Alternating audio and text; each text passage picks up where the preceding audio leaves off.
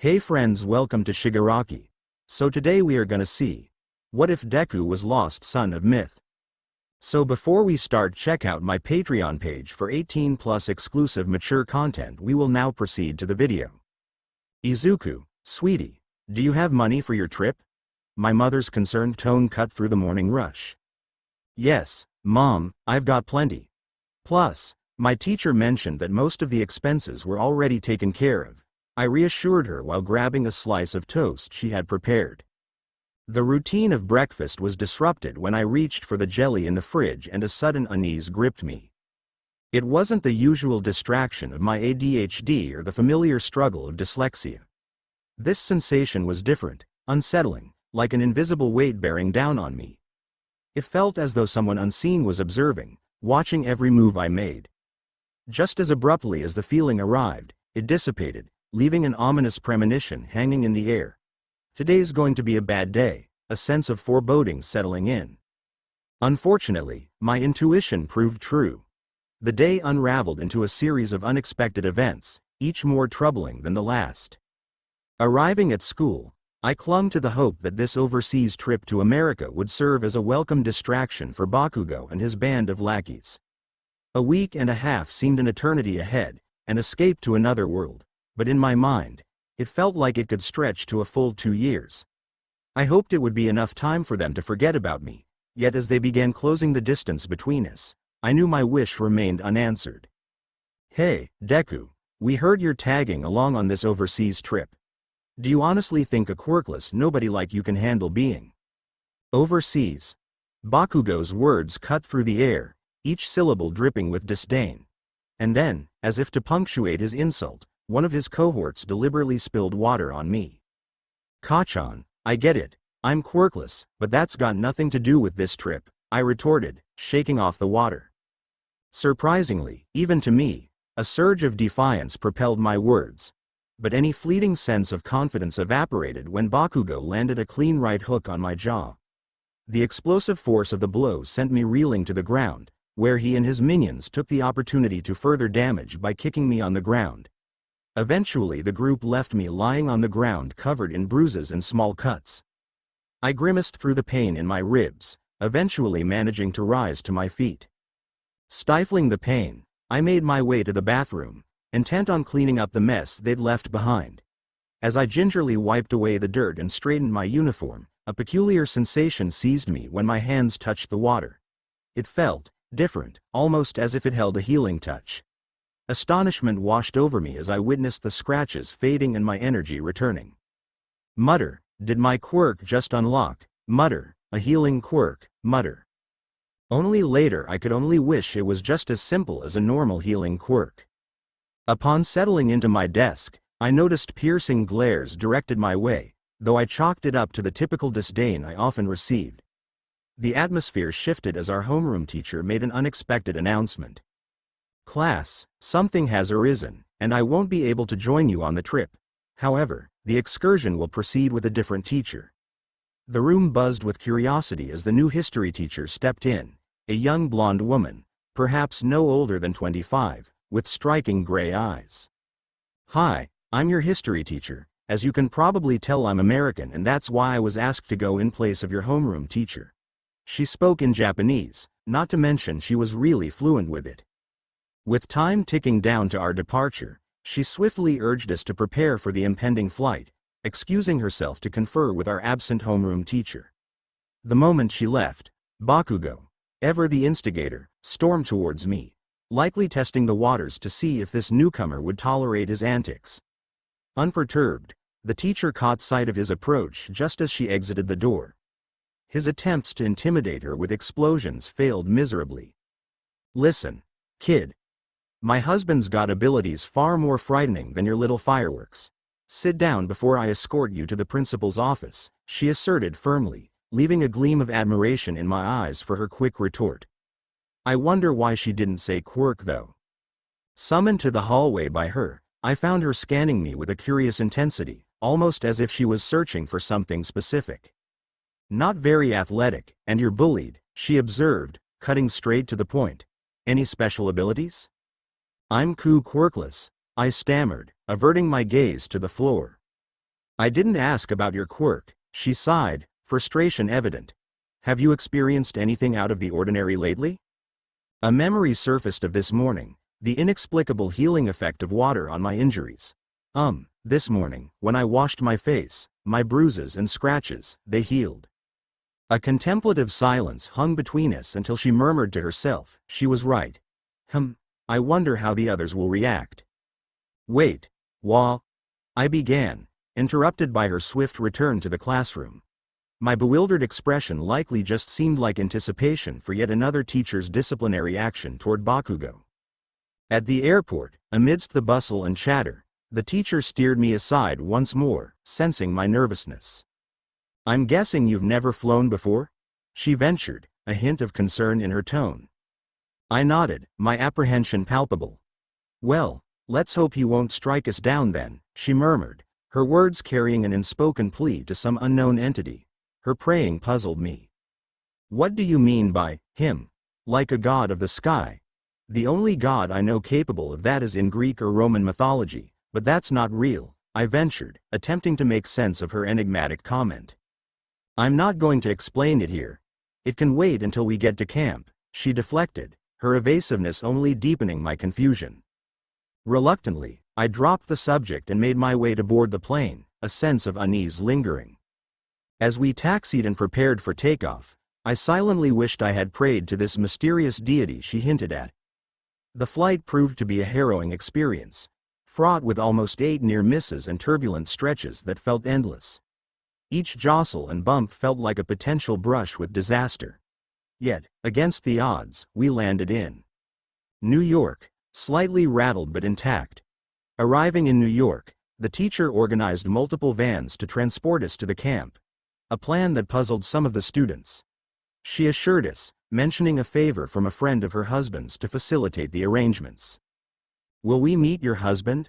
One student queried, curiosity evident. Yes, we will, though he might be occupied. You see, he trains students to harness their abilities alongside various combat styles. I used to do the same, but I chose to become a history teacher, she explained, the revelation shedding light on her confidence and poise, indicating her background in combat training. The revelation left the class nodding in understanding, recognizing where her self-assured demeanor stemmed from. She knew how to fight. Upon arrival at the camp, confusion loomed over the class regarding the cabin arrangements, each one dedicated to a different Greek god. Some cabins were vast and imposing, while others stood empty, likely devoted to lesser-known gods.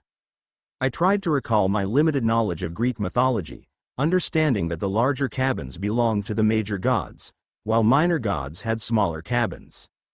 What cabins will we be in? Someone inquired, seeking clarity amid the enigmatic system. We'll place you in cabins with others who share similar abilities. If none fit, you'll stay with Rachel. Her abilities are special, the teacher explained cryptically. Bakugo, seizing the opportunity, retorted arrogantly, her quirk can't be any better than mine. You're in for a surprise. Rachel possesses the power to foresee the future, but she can only express it through a poem prophecies that will always come true, the teacher elaborated, trying to quell Bakugo's dismissive attitude. So what that means she can't even fight? Bakugo started to cackle. You think that till you get hit in the head with a hairbrush. She laughed at her own comment like it was the funniest joke she ever heard. Don't underestimate her. She once hit someone more powerful than you can imagine with a hairbrush. She shared the reason for her comment. It only got a snarl out of the blonde. As everyone was sorted into their cabins based on their quirks, I found myself the only one left.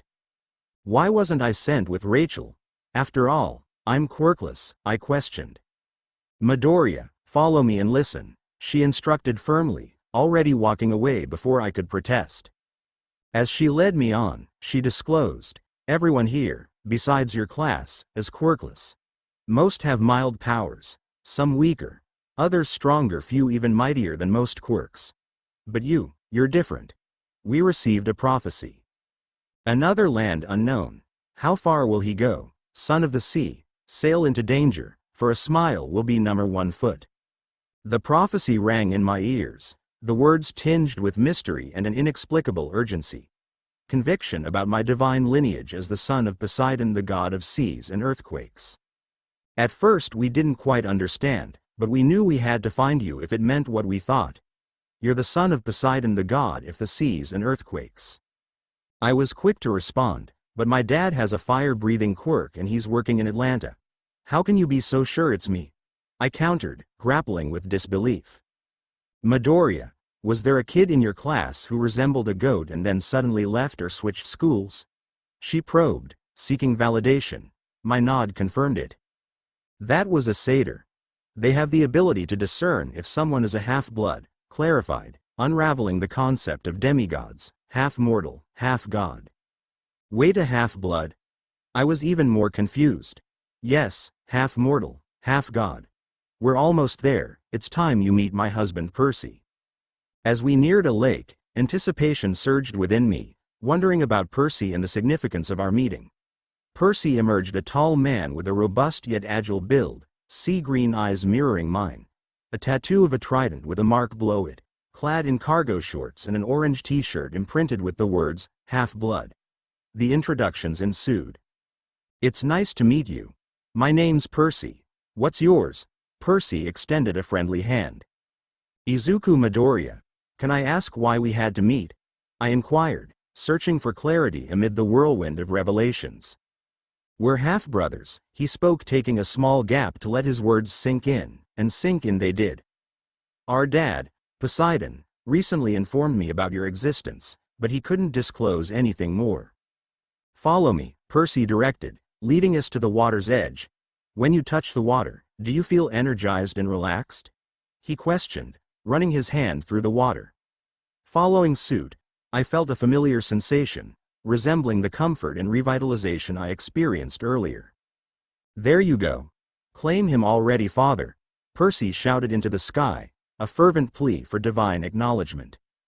Percy yelling into the sky made my head feel like it was planning on exploding because of the amount of information I was taking in. No response. Looks like he's either occupied or wants you to prove yourself. I know, Annabeth, you mentioned he was bullied, right? What if he defeats his bully in battle? Percy suggested, eager for a resolution. Annabeth vetoed the idea, understanding the vast difference in strength between me and my tormentor. Instead, she proposed a more feasible challenge: slaying a loose bat in the forest. With determined agreement, Percy swiftly arranged for armor and a weapon, gearing me up for the impending task ahead. And that's how I ended up being chased by a giant bat. Venturing into the forest with minimal armor and a sword felt futile. I searched for the river Annabeth had mentioned, hoping to take a drink before facing what might be my last moments. Suddenly, a scream pierced the air, jolting me into action. In the clearing, I spotted a striking girl, her dark hair contrasting against her light leather armor and blue jeans, a giant bat bearing down on her. Foe. Found the bat, it's huge, I called out, my heart racing at the sight of the monstrous creature. A strange sensation pulsed in my gut, an inexplicable instinct taking hold. Discarding the sword, my feet moved involuntarily, propelling me toward the imminent danger. A surge of overwhelming determination overcame me, my voice roaring into the forest. Your fight's with me now, bastard. The bat redirected its charge towards me, surprising both me and the girl. She attempted to interject, but before she could finish, a massive wave surged from behind me. As the water touched my feet, an unfamiliar yet empowering sensation coursed through me. I instinctively connected with the water around me, testing my newfound abilities. With a force of will, I conjured water tridents, shaping the liquid into lethal projectiles that flew towards the bat's wings. The impact sent the creature plummeting from the treetops. Unrelenting, I crafted water chains, entwining the bat and dragging it toward the colossal tidal wave. Exhausting every ounce of energy and water I could muster, I unleashed a final, devastating assault. That pulverized the creature into dust. As the water settled, the girl emerged from her shock, her gaze locking onto me with newfound recognition. You're a son of Poseidon. The words hung in the air, confirming the divine heritage I'd vehemently denied. The rush of the battle, the power coursing through me, and the validation of my lineage left me in awe of what I had just achieved. I found myself utterly drained from the intense control over the water. Collapsing would have been inevitable had it not been for the girl who I saved. She swiftly caught me as I staggered. "You're an idiot for doing that. Clearly, you don't know the consequences of wielding your godly parents' power," she chided, shaking her head. "I'm Izuku Midoriya, not idiot," I quipped weakly through my exhaustion. "Estelle Blofeld. My friends call me Este." She introduced herself. "Why did you come into the forest?" "You're clearly new to Camp Half-Blood," she inquired, her concern palpable. Percy and wanted me to defeat that bat. I didn't think I could. Until I saw you cornered, and then my body just moved on its own," I explained, gradually catching my breath. "Of course my stupid brother did that, but I'm surprised Sis did too," Estelle remarked, sounding somewhat disappointed. "How about you help me go tell Wait you're Percy's sister?" I yelled in surprise. "Yay, how is that so shocking?" "Well, he's just kind of intimidating while you seem more approachable, not to mention you're better looking," I trailed off, realizing I'd spoken my thoughts aloud. "Not that he do," I started to explain, but Estelle's embarrassed reaction halted me. "Let's go find my useless brother. Can you walk on your own?" she asked briskly. I nodded. "Good, let's go, Emerald Eyes." Idiot. She took the lead, setting off. Estelle moved much faster than I did, leaving the forest long before I did due to my low stamina. When I finally emerged, she had already located Percy. "Ow, Estelle, you know you shouldn't go around punching people for no reason," Percy grumbled, showing signs of discomfort. "You deserved it. You let an amateur into the forest to slay something that multiple cabins had failed to kill. He could have died." Estelle scolded him fiercely. "Well, you're both alive, and now Izuku knows how it feels to control the tides," Percy retorted defensively. "You were watching." She sounded pissed. "Nope. I could feel the water go under his control." He spoke as if his response would calm her down. It didn't do much. Never mind that. He actually seems to have better control over water than you. He made tridents and chains with his water, something you've never done," Estelle remarked proudly. "Estelle, sons of Poseidon don't have the power to create multiple weapons out of water," Percy stated with a perplexed expression. "She's not lying. I created multiple tridents and chains," I confirmed, joining their conversation. "Izuku, you said you were quirkless, right? Because it sounds like you're the first half-blood to have a quirk." Joined in. Her comment had Estelle stunned. Estelle seemingly shocked. "But that's impossible, right?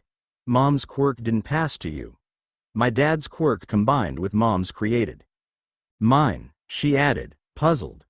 I picked up on the mention of quirks. "What's your quirk, Este?"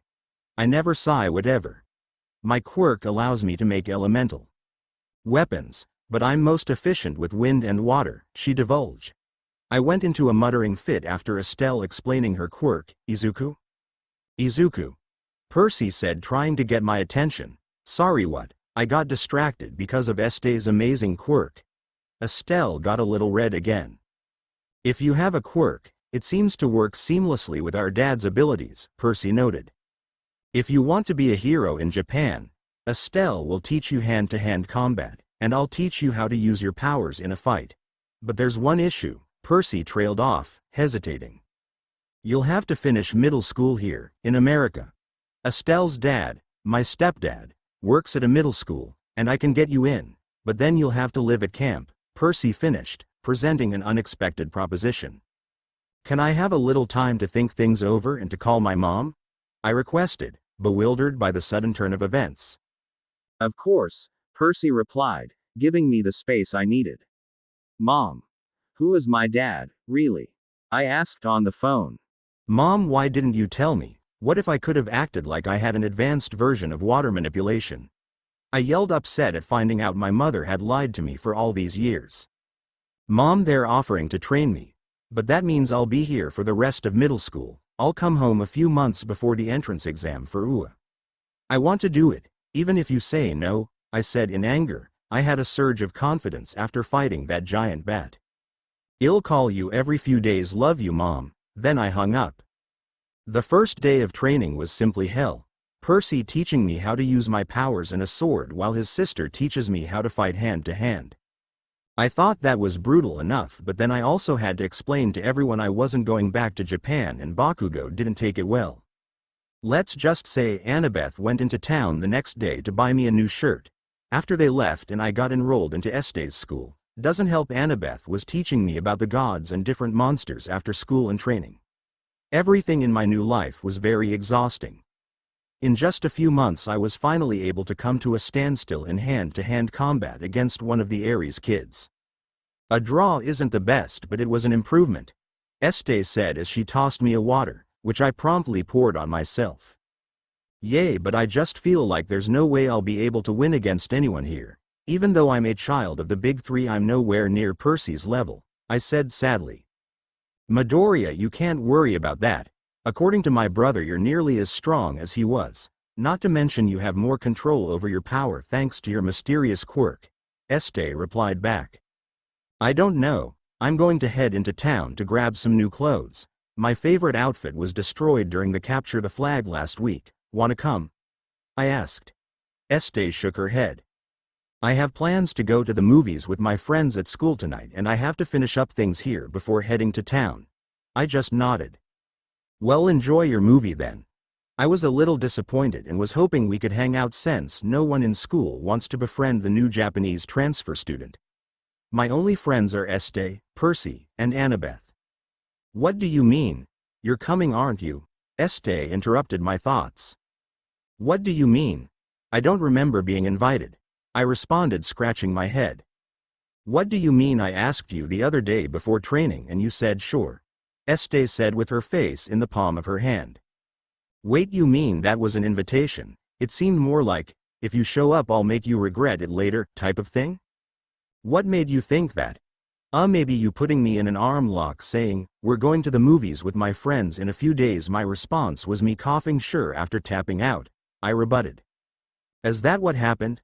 I don't remember, and it doesn't matter, I'll go with you to get clothes, but bring a bag so you can change and not look like an idiot in front of my friends, she said, walking away. All I could think of in that moment was how wild she could be, probably because of Annabeth and Percy.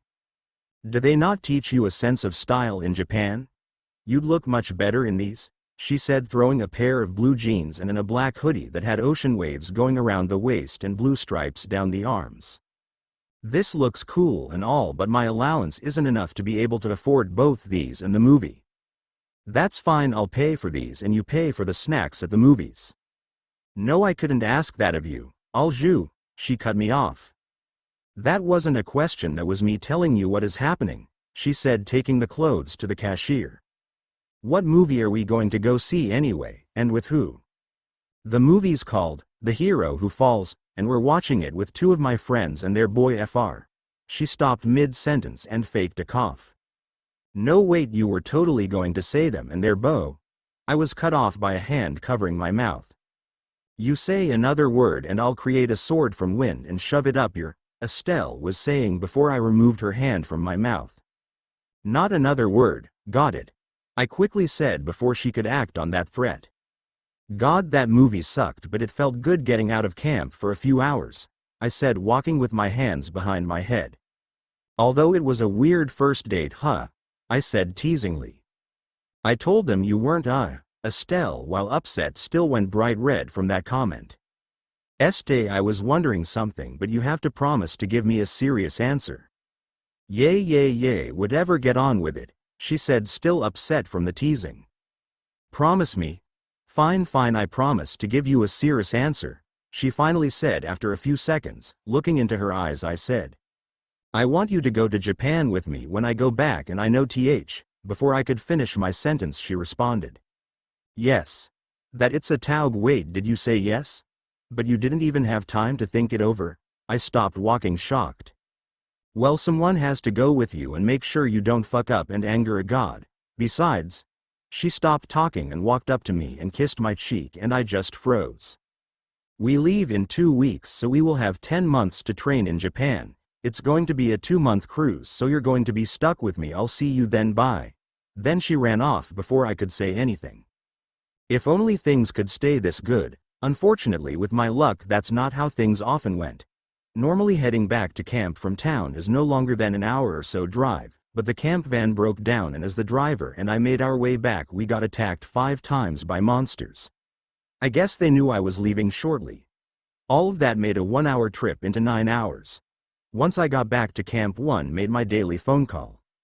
Hey mom, yay, I'm safe. Well, as safe as I can be. I actually have some good news. I'm leaving to come home in 2 weeks. I know that's a lot earlier than planned, but according to Percy, I've learned faster than expected. They also figured it would be best for me to be able to rest at home after being away for so long. No, we're not doing a plane again. Zeus was mad enough the first time. Oh yeah, Percy's younger sister Estelle will be joining me. Well, I kinda asked her too, but based on how fast she gave an answer, she already was planning on it. Looks like my phone time's up, mom. I'll be home in a little over 2 months by ship. Love you, bye. After I hung up the phone, Rachel came up to me. Midoriya, I know you don't leave for 2 weeks, but I must remind you of the prophecy that involves you. I know, but honestly that just seems to be about locating me, in my opinion. Another land unknown. How far will he go? Son of the sea, sail into danger, for a smile will be number 1. Those last 2 parts have nothing to do with locating you, and seeing how you're about to go on a cruise, I thought it important to remind you of the last 2. Rachel added. I get it, I'll be careful. Besides, I'm a son. If Poseidon, god of the sea, wouldn't I be at my strongest on the ocean? Not necessarily. There's some places even Poseidon can't even go. Anyway, hurry to sword practice before Percy shish kebabs you into next Monday. Rachel said while hitting him on the head with the almighty hairbrush used on Kronos himself. Ca, can't you go easy on me today? It's my last day here, I said, panting. Even more the reason to work you so hard. You think monsters are going to let you off so easy? Percy retorted while tossing a water bottle to me, and I promptly poured the whole thing on my head.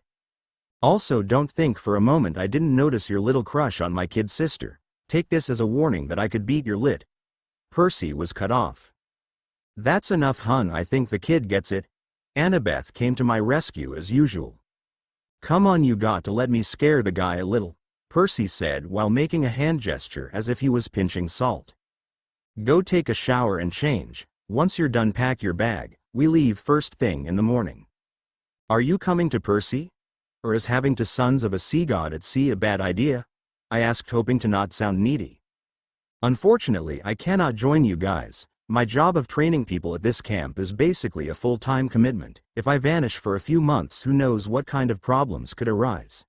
Speaking of problems, here comes Leo, the walking talking fire creating problem. Hey Percy, Annabeth, and Midoriya, right? Anyway, I was looking for you, Percy, because I just made a new sword I wanted you to test. Out. Leo said after greeting the 3 of them. How about Midoriya tries it? He still needs a proper weapon for monsters after all, Percy suggested. Besides, I have Riptide. Leo nodded and motioned me to follow him. Look, this new sword is unique. So unique I feel that only the first person who wields it can use it effectively. I call her Vortex, the Sea's Wraith, or Vortex, for short. Leo explained to me as he pulled out a simple-looking glove. Once you put the glove on, it should then take a form suited for you. It can also change forms in battle. Another bonus is it kinda has access to change the blade's metal, so if in the wrong hands it can be used to kill mortals, but on the other hand can be used to subdue them too. Leo added before tossing the surprising light glove at me. Vortex, you say? Well, Vortex, looks like we're going to be partners, I say as I put on the glove. So how do I make it transform into a blade? No clue. Leo responded with a confident smile. I'm sure once you get used to her, she'll become weapons no problem. Till then, she's just a glove. I could only think, of course, the smartest mechanic in the camp can't even get his weapons to work. Once we made it to the ship, it finally hit me that I was going home. I can't believe it's already time to leave. Once we were shown our rooms, I looked at myself in the mirror. I no longer looked like the weak, quirkless kid from before. Now I look like a confident, muscular demigod capable of protecting those around him. I decided to explore the ship some, so I went to Este's room to ask her if she wanted to join me. Este, you in there? Yeah, just give me a sec. She responded with what sounded like a big thump and rummaging before the door opened. She was wearing a tank top and jean shorts. Everything okay in there? Yeah, just not used to so much space. I was kinda enjoying the big bed, if that makes sense. That's something that doesn't make much sense to me, but that could be just because I'm used to small beds because of Japan. All that space just makes the bed feel so empty to me. Anyway, I was wondering if you would like to join me in exploring the ship and see some of the activities we get to take part in.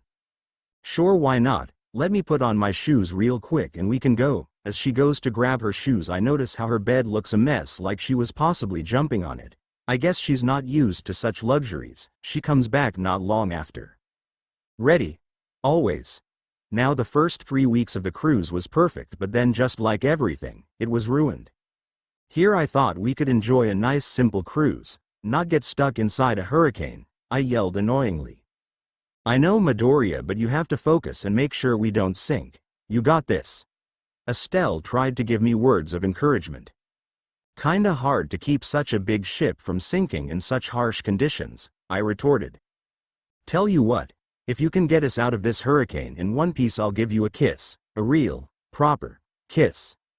Estelle replied, and within that same moment the ocean seemed to calm down some, the hurricane even eased up some. Is now really the time to tease me? I'm dead serious. I'll give you a kiss if you keep us from sinking. Okay, but you have to wait to kiss me till I wake up, you got it? Before she could respond, I tugged hard on that feeling in my gut, and I forced the storm to dissipate and the waves to calm down. To any mortal it would seem a miracle we didn't sink and die. After using so much energy, I passed out. I woke up in a sweat thinking about the storm. Apparently I was asleep for 2 days. Estelle was mad at me for doing something so risky, then told me the deal was off since I scared her like that. That's not fair. You can't go back on your word. I yell in a rebuttal. Why should I kiss such an idiot anyway? It could spread to me. Este, who had better grades and test scores between us. So, I had to fight my instincts just to read the whole time while you didn't. So who's the idiot out of us two? I retorted back. Could you two just shut up and date already? Geez. Now I know how everyone felt when they seen me and Percy argue. Annabeth joined in the conversation after sneaking her way into the room. Her comment made both of us turn bright red. Not funny, Annabeth. We had a deal and now she's backed out. Last time I'll stop a hurricane for you, I said, folding my arms. Next time promise on the river Styx. Then she couldn't back out, idiot. Annabeth responded with hitting me on the back of the head. Anyways, back to things that actually matter. We're halfway to Japan. You guys have your papers? Annabeth switched topics as if my feelings didn't matter. Yes. We said in unison. Now that I'm thinking about it, why did you join us, Annabeth? In case you ignored the prophecy, I think we managed over the second to last part. So I came along to make sure that you kids didn't die from it. What do you think the last part could mean? Though, Annabeth asked us. If it's anything like I can assume, I might have a run-in with the number 1 hero, All Might. But since it ends there, meeting him should finish off the prophecy, no? I asked in return. Hopefully. I can't say for sure that's it though, but I'll only be here a short while before leaving back to the States. Sorry, I won't be there for the entrance exams. Annabeth apologized for dumb things from time to time, this being another time. Sis, you don't have to apologize for missing something, you know we'll dominate it. Besides, if this idiot screwed up when he's been training for this past year, I'll kill him myself. Estelle added to the conversation. Wow, I don't think you'd have to go that far, Este. What happened to, you can do it, I know you can, or literally any other words of encouragement? I responded while acting as if I've been stabbed. Drama queen. Estelle added before leaving the room, with Annabeth following shortly. It's been 2 months basically and I still haven't made Vortex transform into a weapon. I tried hand signs, movements, voice commands, nothing worked. In anger I went to punch the pillow on my bed, then it turned into a giant gauntlet built to do some serious damage from a punch. It worked, a little heavy, but it worked, I screamed in excitement. Wait, how do you turn back to normal? I just tried opening my hand out of a fist and it went back to being a glove. I wonder, I imagined a sword in front of me, Then with the hand I wore Vortex I reached for this imaginary sword, and then Vortex became that sword. I think I understand you a little better, Vortex. I swear Vortex seemed to hum in response to what I said, almost as if it was alive. Vortex, can you understand me? Then the same thing happened. I let go of the sword and it returned to being a glove on my hand. What else can you turn into? I know if you're sentient, pick a weapon and surprise me. I probably look crazy talking to a glove on my hand. Then again, that same glove hummed back as if it acknowledged my request. I then did a grabbing motion and the glove turned into a full-sized trident. I could get used to this. I should go catch up with the others. But first, Vortex, if ever in battle, if you think I should use a different weapon, one that's more suited, turn into that instead. I know you're my weapon, but I'd much rather see you as a partner and not just a weapon. You won't believe it. I figured out how to use Vortex, it's even sentient. I say, puffing out my chest. A sentient sword? Yes and no. It can transform into any weapon from what I tested, not guns or bows though, so I guess no range weapons. That sounds like a better version of my Uncle Magnus's sword. Funny story, his sword is in love with Percy's, apparently Riptide is a girl. She said in the laugh I couldn't get enough of. By the way, I'm sorry for making you worry, it's just I thought if I didn't do what I did everyone would have died and I didn't want to lose any of you guys. I didn't have many people who believed in me, and the thought of losing that and your promise that made me overdo it. I apologized. Instead of her responding, she went up to me and kissed me, a real, genuine kiss. Before I could respond, she ran off to her room, leaving me there stunned. The rest of the cruise was pretty uneventful, besides how Estelle avoided me like the plague whenever I tired to bring up our kiss, so I stopped bringing it up so we could enjoy the rest of the cruise together. I really enjoyed the relaxing feeling I got from the hot tubs and the fun of going down the water slides. On the last night before making it to Japan, they even did an amazing fireworks show. Estelle even leaned on my shoulder for most of it, which only made it that much better. Once we reached the pier, I realized I didn't know where Estelle and Annabeth were going to stay. Hey Estelle and Annabeth, where will you guys be staying? I know you're only staying for a few days, Annabeth, since you're taking the ship back to America, but I just realized I had no clue where you guys will be. Annabeth responded first. I'll be staying in my room on the ship at night, but I'll be out and about in Japan during the day.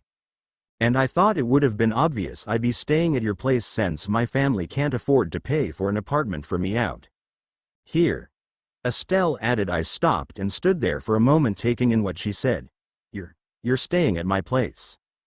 I think you broke him, Estelle. Annabeth joked. Is there a problem with me staying with you? Estelle asked. No, it's just, my mom's apartment only has 2 rooms, it just took me a second to accept that I'll be living on the couch for the foreseeable future. You two could always share, Annabeth joked while elbowing my ribs. 10WW. 2. My mom would have a heart attack, come back to life, murderous, then have another heart attack. I said in response to the joke before looking over to the bright red Estelle and going red myself. We reached the apartment not too long after grabbing our luggage and leaving the pier. The steps leading up to the place I haven't seen in over a year made emotions surface, and I could feel the tears go down my face. I wipe away my tears and make my way up the stairs, carrying both Estelle's and mine. Remind me why you're making me carry everything. Because you're stronger than me and my bag's heavy. I don't think you needed to pack your armor though, we could have had Hermes send it over, couldn't we? If you want to pay for overseas shipping where it makes the delivery 5x more expensive, sure, but we didn't, so man up and get back to it. You can be so mean, Estelle, I say while making a pouty face. You know faces don't affect me. I shrugged my shoulders before finally reaching my floor. I walk up to the door, my hand shaking. Estelle grabbed my hand and whispered, "It'll be okay." I just nodded and opened the door. I'm home, Mom. We heard a loud crash of pots and pans and the rushing of footsteps. That's when my mother came from around the corner and proceeded to tackle me and started crying. So much for my new shirt staying clean, I say jokingly, and I stroke my mom's head trying to get her to compose herself. Mom, we have a guest, you can cry all you want after dinner. And that was enough to get my mom to gather herself. So this must be your girlfriend then.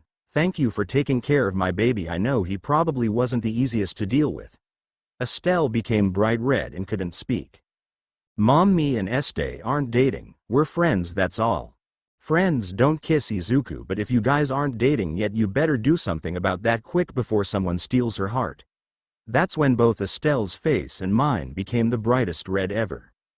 Este, you didn't tell Annabeth about that, did you? I didn't have anyone else to talk to about it. I am so dead. It took a few weeks to get used to living back at home. I just wish I was able to take down all the All Might posters in my room before Estelle seen them. Fortunately for me, my mom had gotten promoted in her job twice since I was in New York, allowing for us to find an apartment that has 3 rooms. Once we moved in, I noticed we weren't that far from Takoba Municipal Beach, but when Estelle and I went to go check it out we could only see garbage. If my dad seen this, Japan would definitely get hit by an extra strong tsunami. Someone should really clean this up. Think we could possibly clean it? Estelle said, suggesting it as a form of training. You're going to make me move all the heavy things, aren't you? Maybe, she teased me. Just as we began to descend down the stairs to look around and see what needed to be cleaned first, we hear a truck pulling up behind us with a blonde man who looked very thin and sick. Are you kids planning to clean that mess up alone? The strange man asked. Well, I just moved back from America and my friend joined me since we're both going to apply to UA, and we wanted to check out the closest beach just to see this, so we figured it would be a good way to train while cleaning it. I responded, sharing more information than probably needed. The man in the truck looked like he was thinking. Tell you what, you kids clearly don't have a way to transport the garbage to the dump and probably don't have a permit to use your quirks on the beach to be able to train. I have friends in the police who can get you the permit, and I can show up at the end of every week to bring the trash to the dump.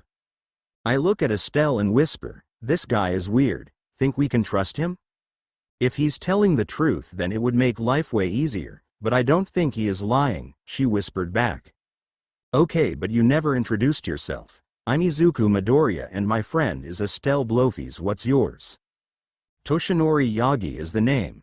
Here, let me give you my contact information because I have to run, but do let me know when you kids want to begin so I can get you the permit. He gave me a slip of paper with his number and email on it, and just like that he was gone. What a weird guy. Anyway, do you want to see my old middle school? If it's anything like you said, then I might just break all the windows at the same time with my quirk. Sometimes I forget how violent Estelle can be. I already planned on flooding all their toilets, but we probably should do either. I responded, hoping to talk her down from acting on that threat. Fine, I'll behave, but only if you buy me lunch. A lunch date then? I say teasingly, and as I was laughing she punched me in my ribs. I look at her as I'm bending down in pain and her face is bright red. Worth it, I mutter before coughing. So this is it, huh? I thought it would be smaller. Estelle commented upon seeing the school. I'm just glad we finished school early in America so we don't have to go here. I actually had this really nice route going home. It took longer, but the view of the ocean was too good to pass up. Wanna check it out? I suggested since we had lunch before coming to the school. Sure, Waterboy, let's go look at the thing we were on for 2 months. Trust me, this view is amazing. I grabbed her hand and dragged her behind me, and I was so focused on remembering the turns I didn't realize I never let go of Estelle's hand, but she also didn't seem to let go. Keeping my attention focused on where we were going, we passed underneath a bridge and I almost missed that the manhole cover launched open, and at first nothing happened, and then what looked like green sludge person jumped out of the newly opened manhole. I didn't know he was in town. I need to get out of here. That's when it spotted us. Perfect a bodysuit. Now I'm not picky, but girls are much easier, so don't fight me, girly. That's when it jumped at Estelle. I quickly jumped in front of her and had Vortex turn into a massive shield that easily blocked the sludge's attempt of attacking Estelle. Back off. I don't know who was chasing you, but I'm sure I can hold you till they arrive, so best to surrender. I scream at the sludge person. You think I'll surrender to a brat like you? That's when I decided to go on the offensive and had Vortex turn from its shield form into a bow staff. Are you dumb, kid? Do you really think that stick can stop me? I rush at the sludge, and that's when I heard a loud audible, I am here. It was the #1 hero, All Might. I grab a hold of something, kids. I ran back to Estelle and shoved my bow staff into the ground and held her tight. Not a second later did All Might throw a powerful punch that created a strong wind that turned the sludge guy into puddles scattered around. If Estelle didn't make a wind sword to divert the wind around us, we would have also gone flying. "Are you kids okay?" All Might spoke to me. He actually spoke to me. "Izuku, get a hold of yourself." Estelle whispered in my ear, snapping me out of my daze. "Yeah, we're okay." "Hey All Might, do you think you have a second to talk? It's important." "It always is, and normally I'd listen, but I'm in a rush today, so UNFORTIONALLYI have to go. Be safe, kids. And remember, I am here," All Might announced before readying himself to jump into the sky, but I grabbed onto him as tight as I could. I will not let my chance go to waste by letting him leave like that. I realized what I did a second too late as my feet left the ground and we flew up into the sky. All might was about all I could manage to say through the wind pushing against my face. "Let go, kid, I told you I didn't have time for your question, I am sorry." "CA can't fly, oh right." All Might then landed on a nearby roof to let me down. The second my feet touched the ground I got on my knees and proceeded to hug it. I never realized just how much I liked being on the ground till then. All Might's cough is what brought me back to reality. At first I thought it was one of those attention-grabbing coughs. I was wrong. "Is that blood? Did that villain manage to hurt you?" Before he could respond, he suddenly turned into a small, sick-looking man, the one from this morning on the beach. Him coughing up more blood brought my attention back to this situation that to me at least felt very awkward. "Look, Kay," he tried saying before coughing more blood. "Don't overexert yourself. Take a moment to breathe." He started to take slow, long breaths and slowly began to stand up. I didn't even realize he was sitting down. "You can't tell anyone about this. If the media found out and published articles about my weakened state, crime rates would shoot up exponentially, and that's not good for anybody." I just gave him a blank stare for a few seconds while coming up with a response. "Do you take me for an idiot?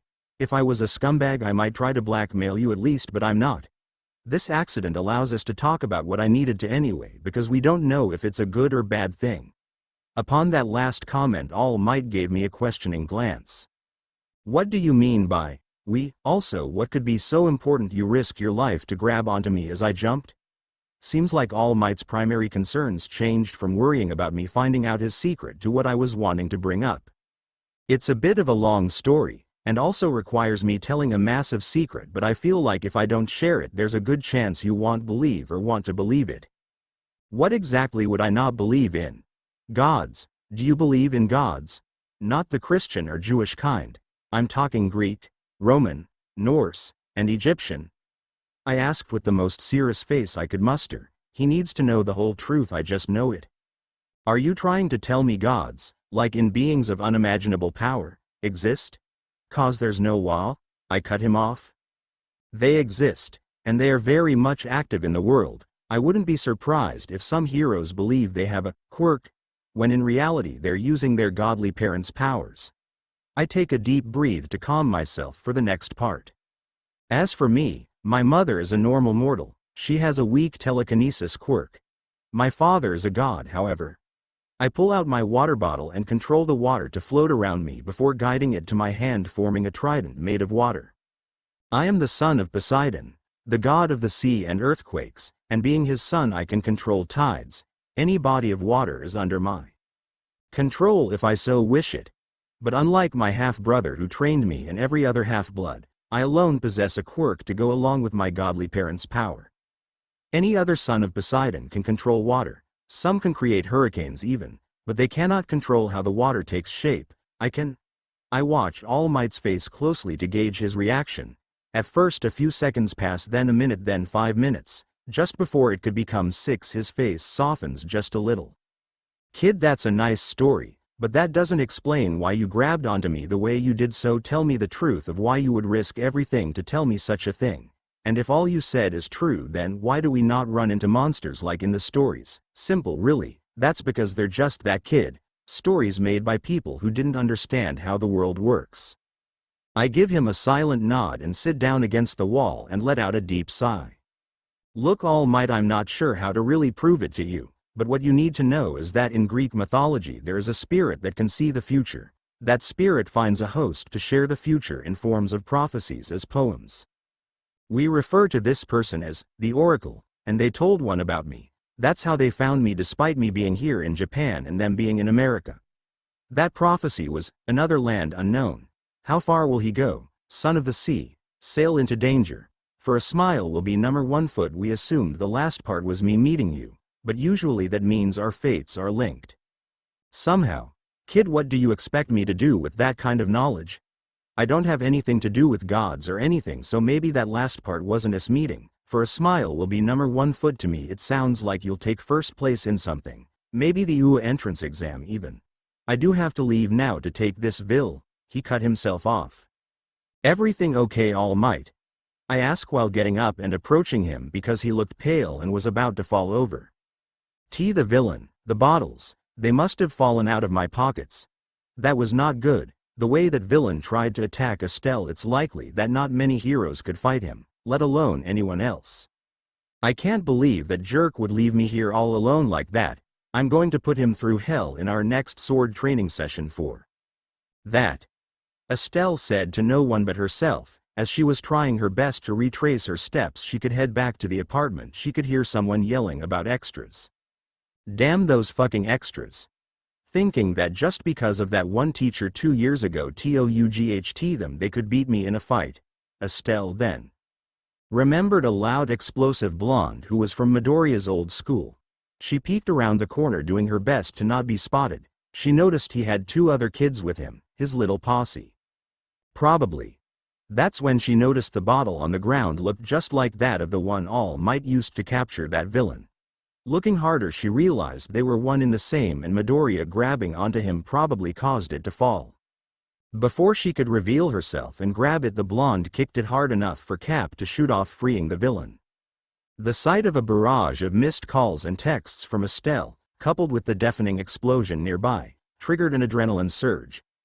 Without second thoughts, I sprinted with an intensity that eclipsed any prior dash I'd ever made, leaving All Might, weakened, struggling behind me. Evading civilians in my way felt effortless compared to the volleys of arrows and bombs from Percy's training. I was thinking training back here in Japan could be more normal. I guess I should find a spot in the woods for dodge training though. More explosions filled my ears the closer I got to the source, along with the more people either running away from or running to the explosions. Thinking about it now, that must make being a hero hard with civilians running to check out the danger and not running from it.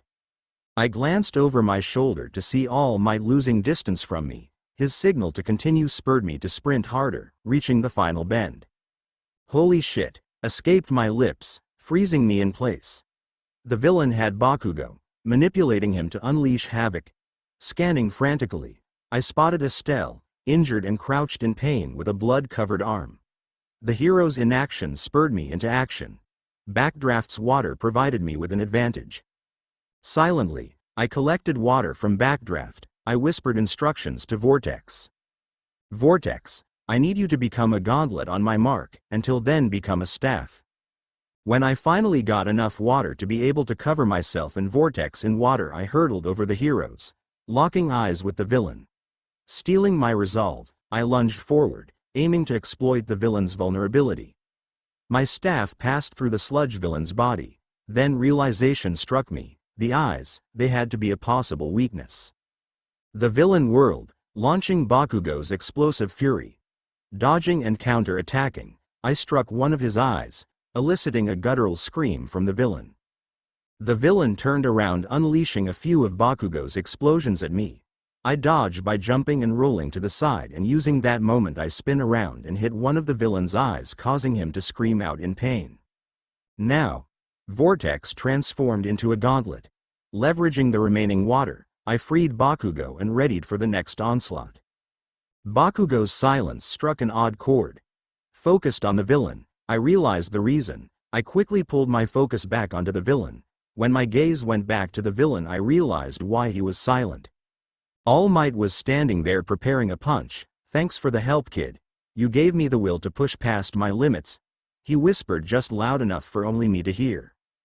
Just as my focus left All Might to check on Estelle and Bakugo, more wind blew past me. All Might had jumped away. I refocused on checking on Estelle. Please say that's not your blood covering your arm, and I'm sorry for leaving you back there, but I did learn some pretty valuable information, I say to Estelle while helping her to her feet. Never follow up an apology with a, but, and for what it's worth I accept your awful apology. As for the blood, some is mine, most is his. I tried to use my quirk to help him, but his explosion made his arm graze my windblade, covering my arm in his blood. She stood there quietly, most definitely blaming herself for failing to save him and instead causing him harm. If she were a hero, she would be heavily judged for the mistake. It's not your fault, you know that, right? You tried to help someone you knew for a fact made your friend go through hell, yet you still tried to help him, and that means a lot more than messing up, even if no one else can see that I can. I reassure her as I pull her into a hug, and for once I didn't get punched for doing so. The next hour was filled with getting checked for wounds by paramedics and us both getting ridiculed by Death Arms in Kamui Woods. You kids could have been severely hurt, you got lucky this time, and you boy do you have a permit for that weapon of yours? Death Arms looked towards me with a stern glare when he brought up Vortex. Of course, let me grab it out of my wallet, I say to him as I pull out my ID and weapon license to hand to him. You seem to have quite the moves, kid. Did you train with a hero? Kamui Woods asked me, and for a few seconds I thought of how to respond. No, my half-brother spent a lot of his life learning to fight, and he trained me the last 2 years in America to help me master my quirk and how to fight with it. Oh. Then quick question, who do you think is stronger, your brother or me? My brother would have you on the ground before you even know what hit you. And he's being generous, Estelle added. If he's that strong, why is he not a hero? Kamui Woods had a good point. Why was Percy not a hero in America? Don't the gods love when their kids do heroic acts? I mean, in the stories their kids were literally called heroes. That's because he'd rather train people into heroes, Estelle said, saving me from the embarrassment from not having an answer. At least he is putting his strength to use then. I'm glad Kamui Woods isn't one of those prideful heroes who are too full of themselves. Heroes like that tend to cause more problems. Your license checks out. Just be careful, kids, and don't do anything stupid like trying to fight a villain. He said that last part while looking directly at me. Before we left, I was lucky enough to be able to grab autographs from everyone, but she had left once she realized she wasn't needed. You told him what? Izu, don't you realize most mortals cannot comprehend the world of the gods? Estelle went into a long rant about stuff I had already knew about once we got back to our apartment. Estelle, everything is fine. He didn't really believe me about the god stuff, but he did make a good point about the prophecy. Another land unknown. How far will he go? Son of the sea. Sail into danger. For a smile will be number 1 foot. He said the last part could have been me being number 1 in something. Something like the UA entrance exam maybe? That got Estelle off my back as she headed to her room to think, and to probably call Annabeth.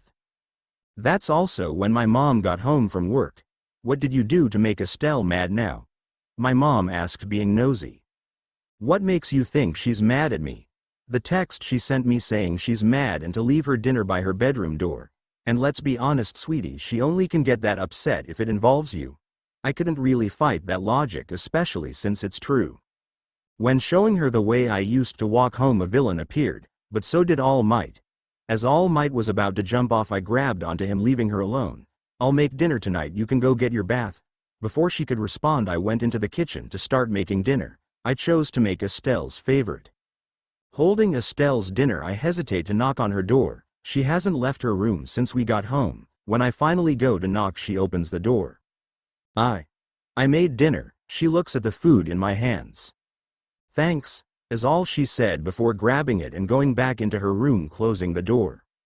I knock on her door and get no response. Look, I know I messed up and there's no good excuse for it, and I also know you must be furious about it, but please talk to me, or at least eat at the table. Then her door opened and she pulled me in before throwing me into her chair. Why do all the cute ones have to be idiots? Estelle muttered under her breath, but I heard it, but I stayed quiet. I'm upset about you leaving me on my own. I am more than capable of handling myself, but you're still new to all of this. Going off on your own is dangerous and stupid, so extremely stupid. What if something happened to you? What if you got hurt? Did you even think for a second how that would make your mother feel? How it would make me feel? I could see tears start to form in her eyes. No.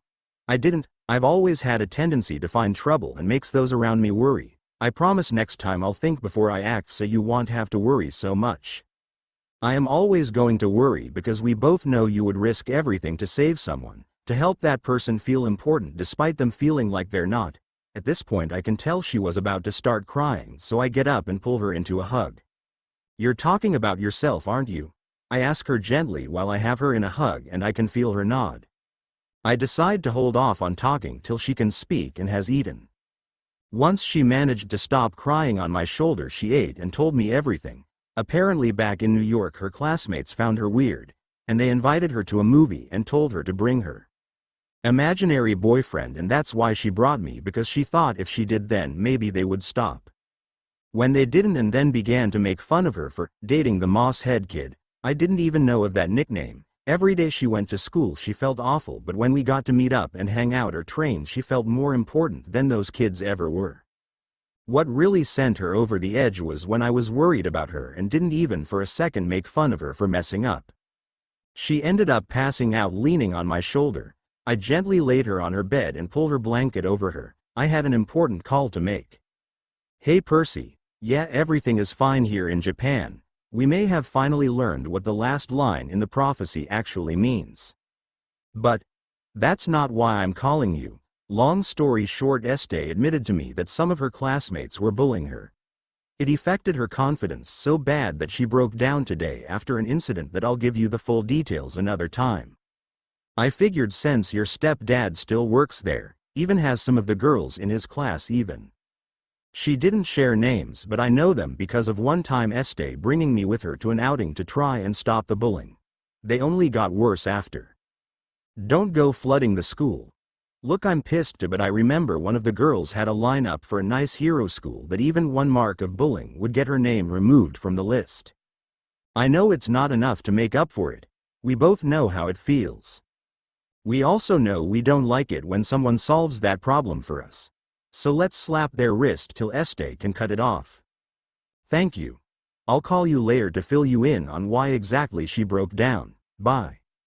The next few days we spent in her room, me listening to whatever she needed to say. Thanks Izu. That helped. New nickname. Definitely better than idiot, I say, chuckling to lighten the mood. I noticed how quiet Estelle got. Still got something on your mind? No, it's nothing. Nothing important anyway. She whispered that last part, but I heard it. Tell me or I'll shave my head. Still trying to keep the mood light but my curiosity not leaving. Mumble. I didn't quite catch that. I like you. You idiot. I was too embarrassed and red to acknowledge the return to the old nickname, but I guess my silence was misread. I guess I said it to late your fay. I cut her off by pulling her into a tight hug. Now who's the idiot? It's not like I've been chasing after you the last 2 years. I know you noticed and I almost gave up until you said you were going to Japan with me. You gave me hope. Rebuilt my confidence from scratch. I did die 1,000 times before forgetting your name, let alone how I feel about you. I didn't notice at first, but she was crying into my chest. I never seen her cry, let alone 2 days in a row. After that day we were officially something, even if I'm uncertain on what that is. The next week we had a permit to clean the beach with the help of our quirks, and that's also when I finally got a chance to talk privately with All Might, or rather Toshinori Yagi. We should talk, kid. Privately, anything you need to say to me she can hear. I did let him know prior I haven't shared his identity with Estelle, but if she asked I wouldn't lie. I was worried you would say that. Your name is Estelle, right? What I am about to say is confidential, only a very small group of people know this. I am All Might. I received a bad injury in a fight that I managed to hide from the public, but it weakened me and I now have a time limit for hero work. Now for the information even less people know of. The truth of my quirk and what it is. Estelle cut him off. Let's go Izuku, he must be CRA. Then I cut her off. Show her. She won't believe you otherwise. I locked eyes with All Might when I spoke and he did just that. He inflated, making him look like the All Might she seen the week before, but he didn't hold his form long. Believe me now? He managed to say while coughing up blood that had Estelle silent. Anyway, I wanted to speak to young Midoriya about something important, but judging how close you two are, he probably would tell you anyway. My quirk is called One for All. It's a quirk that's been passed down the generations. It boosts the user's quirk and physical strength, and the quirk only gets stronger every time it gets passed down. I want to offer you my quirk, young man. The way you didn't so much hesitate to jump into action upon noticing the hero's lack of action. You jumping in there risking harm to yourself gave me the will to push past my limits and jump in the fight. You have the makings for a great hero, and I want to help you reach even higher. I couldn't believe what I just heard. The idea of a quirk that can be passed down was already crazy, but the fact he wants me to inherit something like that overloaded me, and I just stood there frozen. It took Estelle shaking me to knock me out of my daze. I don't know what to say. I mean, I'd love to be able to inherit your quirk, but like I told you, I'm not completely human. Is there someone you trust that knows your secret, that has medical experience in case something bad happens? Before All Might could respond, Estelle grabbed my arm and pulled me so only I could hear her. You just promised me not to do anything rash and stupid. Who knows what could happen if you do this? You're already an enigma as is. I know all of that, but if this makes me stronger, then it's worth it. If his power increases my already existing power, then I should be able to do things no other demigod has. I mean, even with my godly strength. My max is only 300 pounds, which some strength quirks pass with ease. I'm not Percy. I doubt someone like him will appear again for centuries. But if I can get even slightly close to his level of strength, then the world will only be that much safer. Think about it, we haven't seen a single monster here yet. That can only mean one of two things. Either they don't appear here, or they're hiding among the villains of Japan. I just don't like you taking unnecessary risks, but I can't stop you, so if this is happening, we're having a medical expert there. She said that last part directly at All Might. Well, the kid seems to more than healthy enough to take on One for All. I don't quite understand the hesitation, but I am glad the kid is smart enough to be cautious about things like this and not just jumping into it. Was Recovery Girl's official medical advice. Well, Este would probably have killed me had I not thought it through first. So All Might. How do we do this? Is it done? Throw. He cut me off with his hand while the other pulls a strand of hair out while he is in his big form. Eat this. He gestured with the hair in his hand. Yeah, no. Is there any other way? He shrank into his normal small self. This is the most sanitary way, trust me, kid. Just eat it and in a few hours the quirk should manifest. I sigh and grab the hair from his hand and put it in my mouth, washing it down with a bottle of water. There now, I was cut off by a pain in my stomach. I fell over and it felt as if my mouth dried up, and I tried to say water but nothing came out. Quick, get the kid on the bed. Estelle stopped them before they could touch me. He needs water. Water heals him. I'll carry him to the pool. Recovery Girl, please inform Nezu of the situation as you make your way to the pool. He activated his quirk before picking me up and rushing me to the pool, with the occasional scream leaving my mouth. Luckily, there was no students in the school to witness my screaming. We're almost there, kid, hold on, was the last thing I heard before blacking out from the pain.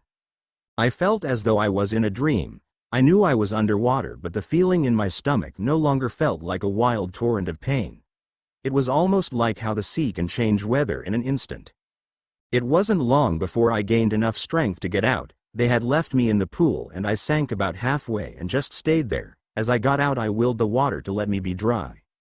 The way Recovery Girl looked when she realized she didn't have to bring me a change of clothes was a little funny, but I held back my laughter. So does someone want to explain what just happened? I know that he shouldn't have had a reaction to the quirk like that unless there was something you didn't share, Toshinori. Recovery Girl scolded him and hit him on the head with her cane.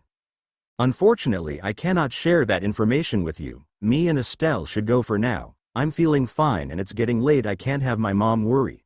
I began to leave, but Recovery Girl refused to let us leave till I had a full checkup. Everything came back fine. I went straight into my room after dinner, unable to meet Estelle's gaze. Promising to be careful and then nearly facing death left me feeling ashamed. I'll just change in the morning, I said quietly to myself. No, you'll take a shower, change, then you can sleep. Estelle's voice made me jump. I'll take one later then. I mumbled into my pillow, the fabric not doing much but muffle my voice but unable to mask the tension in my tone. No, you won't. You'll take one now or I'll drag you by the ear and have your mother bathe you like a child because that's how you're acting right now. I hesitated, feeling the weight of her words pressing down on me. Something happened today, we don't know what, but it clearly put you in immense pain and you haven't looked at me once since you woke up. So spill it. Why do you refuse to even look at me? Estelle's words hung in the air, pregnant with expectation. Her concern echoed within me, a stark contrast to the silence that enveloped the room. I wrestled with the weight of her inquiry, my gaze fixed on the floor, avoiding the intensity of her eyes. The seconds stretched, the tension palpable, as I searched for the words to say. Every heartbeat felt louder, the silence heavier, making the room feel like it was shrinking, the air thickening around us, it suffocating me slowly before I broke that silence. I made you a promise and then I went and nearly died. How are you not pissed at me after breaking your trust, again? I struggled to maintain eye contact with Estelle, my voice wavering with emotion. I'm upset, yes, but not because of your decision with all might, Estelle's voice softened. I'm upset because you felt like you did something wrong for making that choice. I thought after telling you everything about my problems, that we could rely on each other, like a real couple. Her voice trailed off, the last words barely audible. As my gaze remained fixed on the floor, tears threatening to leave my eyes before I wiped my face, the room felt heavy with unspoken words, my heart beating like a drum in my chest. That's when her hand gently lifted my chin, guiding my gaze to meet hers. We're a team, Izu, she said softly. Her eyes seemed to be a little red as if she was about to cry also. We face challenges together, learn from our mistakes. Trust works both ways. I'm here for you, just as you've been there for me. Those words stung. After all this time I never really opened up to her. I've been too focused on getting stronger that I never was vulnerable around her besides a handful of times. Thank you. I don't deserve you. I promise no more secrets and to open up more. As my words hung in the air, I glimpsed a shimmer of unshed tears in Estelle's eyes. I pulled her into a tight embrace and we stayed like that for a few minutes. I'm going to go take my shower, then I need to talk to you about what happened. I knocked on Estelle's door after my shower, the silence in the room amplifying my sense of unease. A second rap against the door. Yielded no response. Something's wrong, she doesn't normally take this long to open the door. I'm coming in Este, so you better be dressed, I announced cautiously, slowly turning the knob. The sight that met my eyes sent a chill down my spine. Her room was empty, the open window, something she would never do. My heart raced as I peered out the window, hoping against hope that this was some prank, but reality struck hard. A van bolted away, and a glimpse of Estelle's legs confirmed my worst fear. Without a second thought, I leapt out the window, prepared for a fall, but instead found myself suspended in midair. It felt odd but also comforting at the same time. I know Percy could use a hurricane to fly, but this was different. There were no strong winds, I was just floating. I have no time to figure out what caused it, so I decided to use it to my advantage. The rush of wind drowned my thoughts as I propelled forward, using gathered air moisture to push me closer to the fleeing van. My panic only pushing me to go faster. Who planned this kidnapping, and why Estelle? Hovering above the van, my lack of control over this new float power added to the urgency. I focused my intent. I willed myself to descend quietly, the rush of adrenaline heightening every sense. Vortex. Respond if you can sense my thoughts. The hum of the glove resonated faintly, acknowledging the urgency of the situation. Estelle was kidnapped. I need you to be prepared for several weapon switches. The shape-shifting glove transformed into a short sword, sharp and lethal, similar of that to Percy's. It's a 3-feet-long sword, but instead of being made of their celestial bronze, it's made of iron but as sharp as obsidian. Don't worry, Estelle, all GE. My thoughts are interrupted by a commotion erupted from the van's back. Estelle's handiwork became evident as a figure was ejected. Judging from the multiple small cuts on the guy, she wasn't in a position to use her weapons effectively, But I use this chance to leap into action and get into the van and holding my blade up at the guy holding Estelle at gunpoint. Before he noticed me, I swung Vortex straight down, cutting his gun in two, making it nothing more than scrap. I take a shower and you get kidnapped. Just who did you piss off? My words carried a mix of exasperation and worry as I surveyed Estelle's bound hands and gagged mouth. The guy she beat must have been her only chance to draw attention to the van. Holding my sword up at the kidnapper whose gun is now in two. Why did you kidnap her? Someone pay you? Don't make me start taking fingers off to get the information neither. I held eye contact with the villain, showing I wasn't bluffing. After all, I could always use the mist so that no one knows I was the one who did it, although that power always made me feel uneasy. Okay. We were paid to kidnap her and take her to an abandoned facility where she would likely get sold into human trafficking. And before you ask, we don't the person who hired us, and that's the truth. He hesitated before finishing his sentence, and I responded by putting my blade up to his neck. Shut up. I'll kill you if you say another word. The driver yelled with a palpable wave of aggression laced with desperation at the villain. I had my sword held up 2 inches away from his throat. Having endured enough of the menacing threats, I swung the flat side of my sword at the villain before me. The impact landed with a dull thud, the sound echoing in the confined space like a discordant melody. The assailant slumped over, him falling into a comical pose, with his ass in the air. The driver, realizing the situation no longer being favorable, hastily pulled over. I moved swiftly, my senses heightened, and by the time the van came to a stop, I had already freed Estelle from her binds. That's enough. Izu, call the police while I tie these scum up. Estelle's words dripped with venom, and I'd rather not be on the receiving end of them, so I fumbled for my phone. The cold touch of the device in my hand a stark contrast to the charged atmosphere. As I dialed the emergency number, the mechanical voice on the other end blended with the distant sounds of the city. Sirens wailed in the background, growing louder as the police rushed to our aid. They arrived within minutes, their flashing lights casting an otherworldly glow on the scene. They questioned us and we said we both were taken, and we managed to free ourselves with our quirks. After a few more questions we were let go and went back home to find my mother by the door looking at us suspicious of where we went. When we told her what happened, she started crying, blaming herself for not checking if this was a safe neighborhood, which it is, but nevertheless the tears came. I needed to talk with Estelle still, so the next day I went up to her door and knocked. We need to talk still, about what happened with All Might. I spoke through the door, my words wavering with an undercurrent of uncertainty. The shuffle of movement preceded the door flinging open, revealing Estelle's furrowed brow and eyes simmering with anger, making beads of sweat form on my palms. What do you mean? Did you not share something about what happened? Once inside her room, I motioned for her to shut the door. Look, at first I thought it was just a weird dream I had while passed out. But yesterday confirmed it wasn't. Not only do I have All Might's strength quirk now, but also all the previous users' quirks. Eventually, that is. Apparently my body tried to take on all the quirks at once but failed. That is according to the woman who said she was All Might's teacher. I spilled the revelation in a rush, words tumbling out, occasionally stopping to catch my breath, in a frenzied attempt to convey the gravity of what had transpired. This didn't allow Estelle to be able to respond till I was finished. Wait, so not only are you now the first demigod with not just one quirk but several? Just how many are you going to inherit? I believe 7 more. So I'd have 8 quirks. Also, apparently when One for All boosted my original quirk, it felt like it changed. I struggled to articulate the inexplicable shift within me, the sensation akin to being attuned to the very essence of materials. It's like I can feel every material around me and manipulate their shapes at will. It's a disconcerting sensation, almost as if the ground itself awaits my command, like that of a peasant to their king.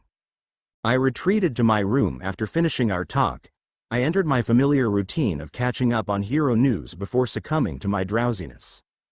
In the following days, our routine consisted of clearing and cleaning the beach, transforming it into a makeshift training ground within the enclosed walls made of scrap metal.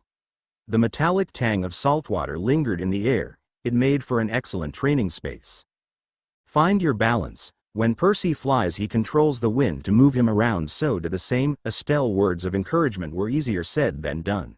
I have never managed to control the wind in our training. Percy said that the longer I have my powers, the stronger they'll get, so I'll be able to eventually. So until then, I'm going to stick to using the moisture in the air. Wait, what if instead of turning it into water, I just moved it around? I think I may have figured out how to control wind, so let's see if my theory holds true. As I ascended, closing my eyes to focus, the sensation of the breeze enveloped me. Concentration fueled my attempts to command the air around me, a symphony of unseen forces responding to my intent. I could hear Estelle clapping and cheering. My eyes opened to a breathtaking sight. I found myself suspended within a miniature tempest, an exhilarating whirlwind swirling around me. A rush of adrenaline accompanied my newfound ability to manipulate the wind. With this, even without float, I could fly, but combining the two felt easier, probably because I don't have to hold my weight with the hurricane thanks to float. I did it. I can fly. My exuberant cheer pierced the tranquility of the beach, the wind carrying my voice as I darted through the air. The sensation of soaring, amplified by the roar of the wind around me, filled me with an intoxicating sense of freedom.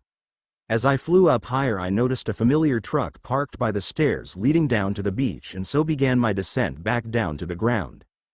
As my feet sunk into the soft, sun-warmed sand, All Might approached us, his lanky form a stark contrast to the symbol of strength he once embodied. This would be the first time we've seen him since me inheriting his quirk. Glad to see you're doing better, young Midoriya, and it also seems like you've learned some new tricks, All Might remarked, his voice carrying a mix of curiosity. Yeah. I still need to train for the UA entrance exam and all. Recovery Girl wanted to do a checkup to ensure your body is fine, but judging by your ability to soar through the air, I'm going to assume you feel fine. Any signs of the quirk at all? About that, I began, the sea breeze gently playing with the strands of my hair. The rhythmic crash of waves provided a backdrop to the unfolding conversation. While I was passed out in the pool, I had something similar to a dream where I met all the previous users of One for All. I gained more than just strength. I demonstrated by effortlessly floating above the sand, showcasing his master's quirk. How's this even possible? None of the past users gained the other quirks, or being able to speak with the current user. The first user suggested that my godly blood may impact quirk factors differently. My godly half doesn't adapt like normal humans. We adapt for battle. So when things make us stronger, our bodies try to boost it even more, drawing out its full potential. This meant my original quirk was almost at its peak until One for All evolved it into something new. Once again, I demonstrated, touching a nearby metal pipe and shaping it into a dense ball. That's incredible, but that leaves one issue: your official quirk documentation. I've already thought of a solution. When I moved to America, I never changed my quirkless status. Thanks to that, we can say I recently developed my quirk. I'm thinking of calling it Godly Nature. It would allow me advanced water manipulation, minor telekinesis, and a powerful strength quirk that could serve as a cover for most of One for All. His brow furrowed in contemplation. What about Black Whip and Smokescreen? Those don't align with a strength-based quirk. My body couldn't fully integrate all the quirks. Those two were rejected, so odds are I'll never be able to use them. I glanced toward Estelle as she sauntered away, granting us the privacy we needed. A soft smile naturally crept across my face as I watched her engrossed in her own training regimen, her determination a sight to behold. When I returned my attention to All Might, he had a huge grin on his face, and I could see his amusement in his eyes. Of course, you would have everything already figured out, he remarked, his tone tinged with amusement. And the way you look at her, you must care for her a lot. So make sure to do well to protect her. His words carried a weight of both guidance and trust. I must go now. May I trust you not to overwork yourself until I can make a training regimen for you and your friend? Absolutely. I responded with a quick salute, a gesture that elicited a hearty laugh from the legendary hero. The sun cast a warm glow upon the beach, the gentle rustle of the waves underscoring the camaraderie between mentor and student. The day of the entrance exam arrived, and I stood before UA's gate, a sense of anticipation mingled with nervous energy. As I glanced around, I sensed someone's intense gaze drilling into the back of my head. Before I could react, Bakugo plowed into my shoulder, sending me stumbling. Thanks to Estelle's quick reflexes, I avoided an embarrassing fall. Bakugo's demeanor always reminded me of the fiery nature of Ares. He's at least favored by him because of that attitude of his. Watch yourself next time, Bakugo, or next time you'll find yourself on the ground, I snarled at him, feeling Estelle's firm grip holding me back, knowing damn well I would. My taunt only seemed to get him to glance back at me before he continued. He's an asshole, Izu. Don't let him get to you, besides we can put him in his place by scoring better than him. Estelle stated it like it was a foregone fact. Thanks to All Might's training, she seemed to regain her confidence. The culprits involved in bullying her received their due, ensuring they wouldn't have a shot at prestigious hero schools. Her dad making the call and bringing it up as if he had no clue they bullied her too was the only way to keep it a secret though, but it seemed to make her dad like me more, which is always a plus. I know, but he pisses me off just as much as the Ares kids, I shared, locking gazes with Estelle. Is there a chance other demigods could be here for the entrance exam? I mean, it's not uncommon for people to come from all over the world. No, at least no claimed kids. Percy's done a remarkable job having satyrs find half-bloods before they're claiming. Honestly, you're the first half-blood in centuries to be born outside of the country where the gods reside, but that's because your mom got pregnant in America and moved back to Japan before you were born, so maybe that's why it's so rare, Estelle explained. As we conversed, our steps led us to our respective test rooms. The layout confused me, or perhaps my dyslexia played tricks on me. Every turn seemed to steer me farther from my destination. Eventually, with mere seconds to spare, I found my room, the disapproving glances of others a silent commentary on my tardiness. I found my desk and did a silent prayer that I could be able to complete this test without too many problems. I did get to take the test with assistance if I wanted, but I opted for a longer testing period instead. When they handed out the tests, I was pleasantly surprised when none of the words seemed to be moving around and scrambling around. I thanked the God who answered my prayer. Without the struggle of reading, I managed to be the first person in my test room to finish, also nearly setting a record as I finished in under a half hour. After finishing, I had to leave the test room, so I waited for Estelle outside laying on a bench. My peace was disturbed, however, when a tall blue-haired kid with glasses stood over me, casting his shadow over the warm sunlight. Hello? Can I help you or something? I spoke to the blue-haired teen, slightly confused by the abrupt intrusion. I am greatly appalled to see you lounging about. If you're not serious about this exam and intend to obstruct others, I suggest you leave. He chided, his movements rigid, moving up and down similar to that of a robot, likely a product of his private school upbringing. Closing my eyes, I attempted to resume my relaxation. I've just completed one of the most challenging exams of my life, despite having dyslexia. I believe I've earned a moment's rest. Besides, I'm only waiting here for my girlfriend to finish her test so that we could have lunch, I explained. I opened one eye, expecting his judgmental stare to linger. I'm going to take this chance to show this guy how rude it is to judge someone off of looks. Have you confronted everyone lounging or leaning against the trees?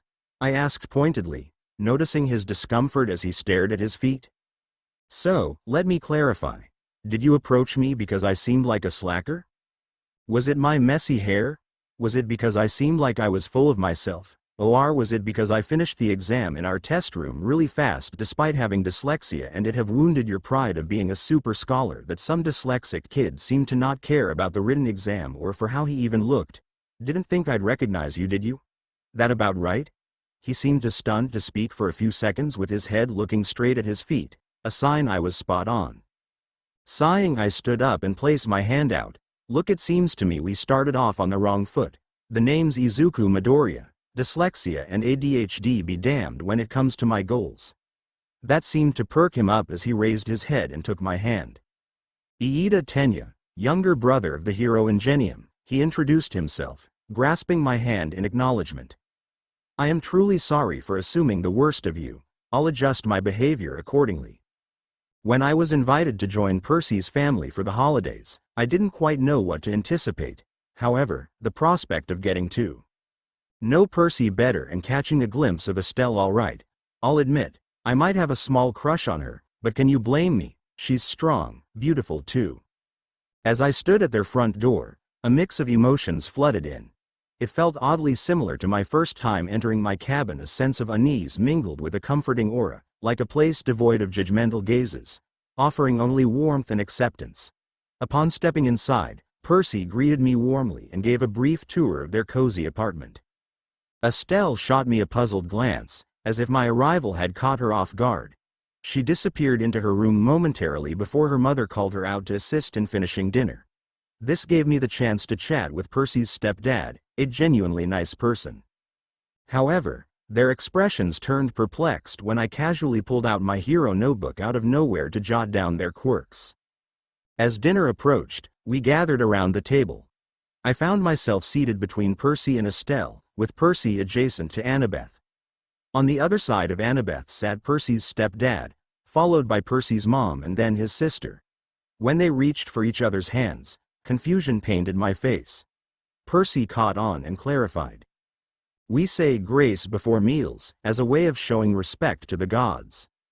That meant holding hands with Estelle. Before I could object or excuse myself, the siblings swiftly clasped my hands, compelling me to participate in the ritual of saying grace. I know it's not exactly the usual for me to lead this, he began, his tone carrying a mix of confidence and a hint of bashfulness, but, we've got some pretty awesome company tonight. He winked at his sister and then glanced around the table, meeting each family member's gaze. Clearing his throat, Percy closed his eyes briefly, his expression becoming more solemn. Thanks for this meal and for having us all together on this special day. Thanks for family and friends, and for showing us the importance of being there for each other, especially during this time. He paused, opening his eyes to steal a quick glance at Annabeth, a smile softening his features. Thank you for the laughter, the adventures, and the moments that remind us why we fight for what matters, and may we always find the strength to face challenges together, and the wisdom to appreciate the good in our lives. And, thanks for the food, of course. Amen. After spending a while chatting with my new friend Iida, Estelle emerged and scanned the area, her gaze landing on me. With a hint of confusion in her expression, she made her way over. As she approached, I noticed Iida gaping wide-eyed beside me. Everything okay, Iida? I asked. Despite our recent encounter, he preferred I use his first name. Why yeah, it's just I interrupted him, guessing his thoughts. Expect her to be so attractive? He shook his head. No, not that. I wasn't expecting her to look American. That's when Estelle came within earshot, interjecting into the conversation. Something wrong with Americans? She quipped in flawless Japanese, arms crossed. Not at all. I've heard people come from all over the world. I just didn't expect to meet someone from so far away, he replied in near-perfect English, earning a smirk from Estelle. I'm just messing with you. Seems my boyfriend has found another victim, huh? She shot me a mischievous grin that reminded me of Annabeth. What on earth did those two gossip about me? She's joking, I'm just a little danger-prone is all. Although since coming back to Japan I haven't had an accident thankfully. I explained, eliciting a confused look from the blue-haired teen. What do you mean since you got back to Japan? My dad is American, while my mom is Japanese. I haven't met my dad, but my mom shared stories about him. Long story short, I was raised here in Japan and went to America for training with my half-brother on my dad's side. That seemed to baffle him even more. An ancestry DNA test. My mom thought it might be a smart way to connect with my dad's family. It so happened that my middle school organized a trip to the same city where my half-brother lived. That lie seemed to have worked. The less mist used on mortal minds the better in my opinion. Glancing at Estelle, I asked, ready for lunch? She nodded eagerly, grabbing my hand and pulling me along. I offered Iida a silent apology, and from his nod, it seemed like he understood. Or at least, that's how it appeared to me. After our lunch, we were ushered into a colossal auditorium for the explanation of the practical exam. Seating was organized by schools, but since Estelle and I studied abroad, we found ourselves in a separate area designated for American schools. Tablets were provided to aid those not yet proficient in Japanese, translating the instructions into English. It was a thoughtful touch, catering to the international attendees. The exam itself was well known for typically involving battles against robots. It struck me as somewhat impractical. Not every quirk was suited for combat, and some might excel in other areas. I started murmuring about the uses of certain quirks against robots when Estelle elbowed me sharply in the ribs, snapping me out of my distracted thoughts. There are 3 different robots. Each one is worth different points based on how hard it is to defeat them, the 1-pointer being the easiest. Being slow and having to get close to attack, while the 3-pointer is much faster in comparison and had multiple long-range and close-range attacks, so do be careful in facing OPPONETs that are stronger than you. President Mike's booming voice echoed through the auditorium. I struggled to contain my excitement at being in the presence of someone I admired so much. Just as I composed myself, Iida, the familiar blue-haired teen, stood up with a raised hand, waiting to speak after President Mike acknowledged him. Sir, on the PANTFLIT you handed out clearly shows 4 robots. If this is a mistake by the #1 hero school in Japan, you should be quite ashamed. President Mike just nodded silently while Iida spoke. Once he finished, it was his turn to speak. That's no mistake, there is a 4th robot. However, it's just there to get in the way. There is no real point in destroying it as it's worth 0 points. Just look at it like an OBSTICAL. To be ADVOIDED, Iida seemed satisfied with his clarification and bowed before retaking his seat. President Mike then elaborated on the mock cities where the test would occur. After the instructions, we were instructed to change out of our school uniforms into gym clothes. Those of us from abroad were provided with attire representing our respective countries. Estelle and I ended up wearing USA flag shirts with navy blue track pants. Once changed, we regrouped at designated buses as we were headed to different mock cities for our tests. Giving Estelle a tight hug, I held onto her shoulders, imparting some encouragement. You're going to ace this test, destroying those robots. This is nothing compared to all the training you've undergone. Show everyone that your hard work has led to this moment.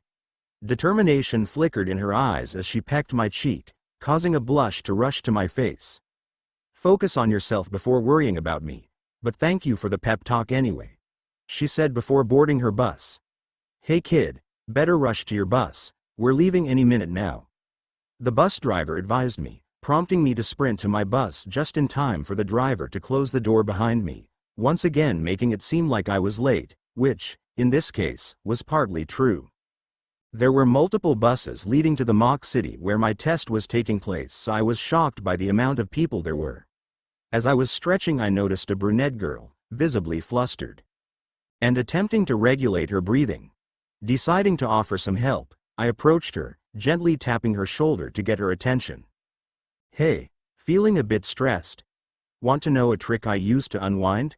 Her initial surprise at a stranger's tap shifted to a willingness to seek help. If it could help, sure. Her smile was faint, portraying a lack of confidence. Breathing like you can work, but I find it more effective to reframe tests as training or a game. It tricks our brains into releasing different chemicals, reducing stress. It might not have an immediate effect, but it could help when dealing with those robots, I explained, offering her an encouraging smile. I was expecting something more complicated, but I can totally do that. Her demeanor now exuded excitement, nerves seemingly evaporated. Glad I could help. Good luck out there, by the way. Hope to see you in class, I said before hurrying toward the giant gate leading to the mock city. I dashed through the opening even before it fully revealed itself, prompting complaints from those behind me about cheating. Until President Mike intervened. What are you waiting for? Go. His voice spurred the mob of students to follow, only to discover all the robots already dismantled. Though I couldn't use vortex, I could wield water as weapons. Gathering moisture from the air, I crafted multiple tridents, wielding one while the rest hovered around me. Launching them in various directions, I swiftly took out several one-pointers concealed near the entrance. 4. I counted, darting deeper into the mock city in search of tougher opponents. Discovering a trio of 2-pointers surrounding a single 3-pointer, I hurled the trident in my hand, expanding it upon impact and causing an explosion that took out the 3-pointer and the nearby 2-pointers. 13. I announced, maintaining my pace and aiding those overwhelmed or overconfident. I persisted until I amassed 57 points, stumbling upon a purple-haired kid cornered by a 2-pointer and destroyed it, saving him. Name's Izuku Midoriya. Can I ask why you're looking at me as if I just insulted your mother by saving you? I extended a hand in goodwill, but he swatted it away. I hate people like you, with flashy quirks thinking the rest of us need saving, he retorted. His words wiped the smile off my face, catching his attention. I wasn't always this strong, you know. I was once thought quirkless, so that logic doesn't work on me. I helped because you were cornered without a weapon. I get it if your quirk doesn't work on robots, and it's frustrating, but getting help isn't something to be ashamed of. I fashioned a nearby street sign into a sharp sword, lightweight yet potent, and tossed it at his feet. Use that for the test. Can't promise you'll rack up enough points for the heroics class, but at least you'll have a shot. Inside the bustling judging room, cameras filled every corner, capturing the tests in various mock cities. Midnight, with an excited smile, watched the green-haired kid's actions intently.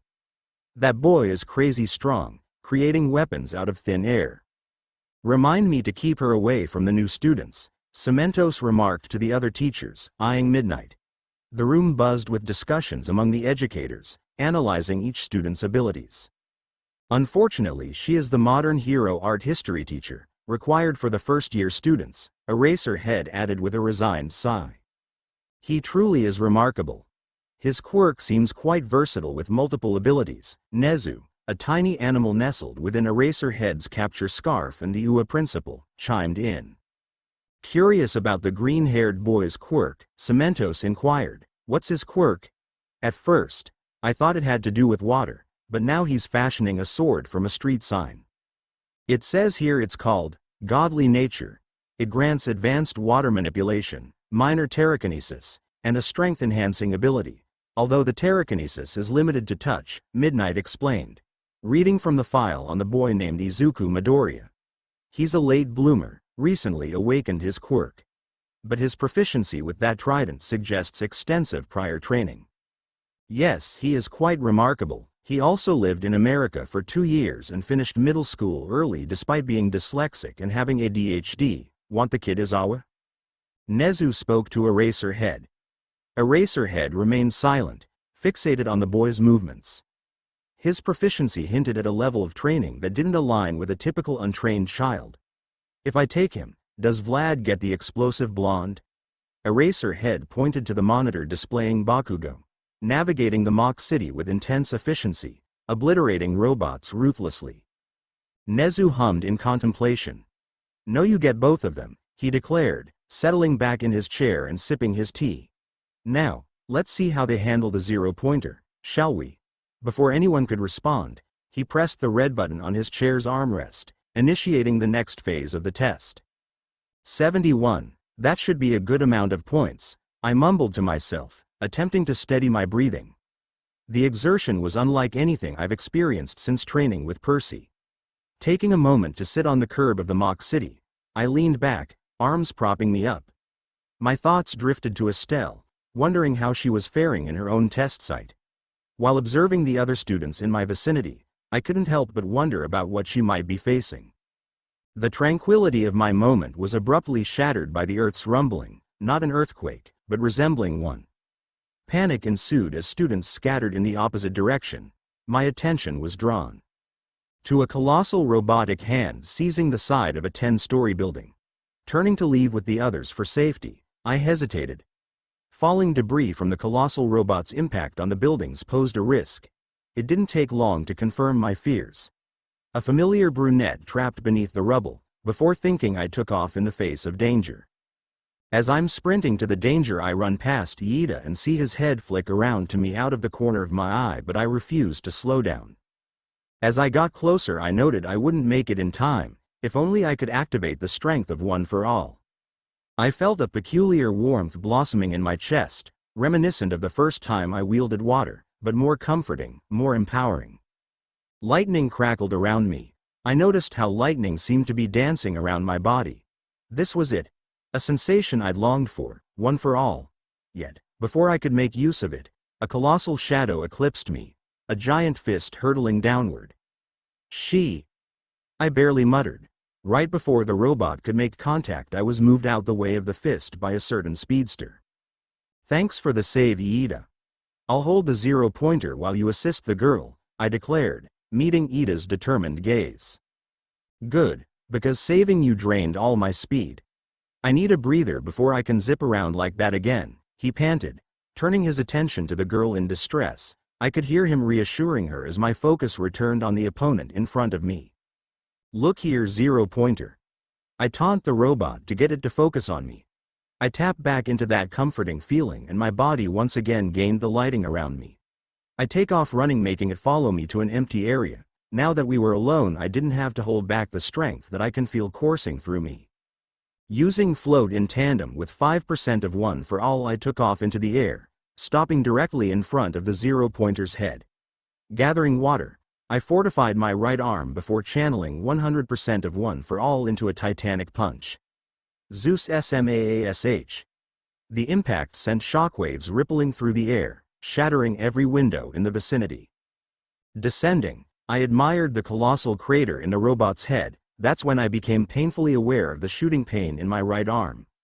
I didn't even need to look at it to tell that it was broken.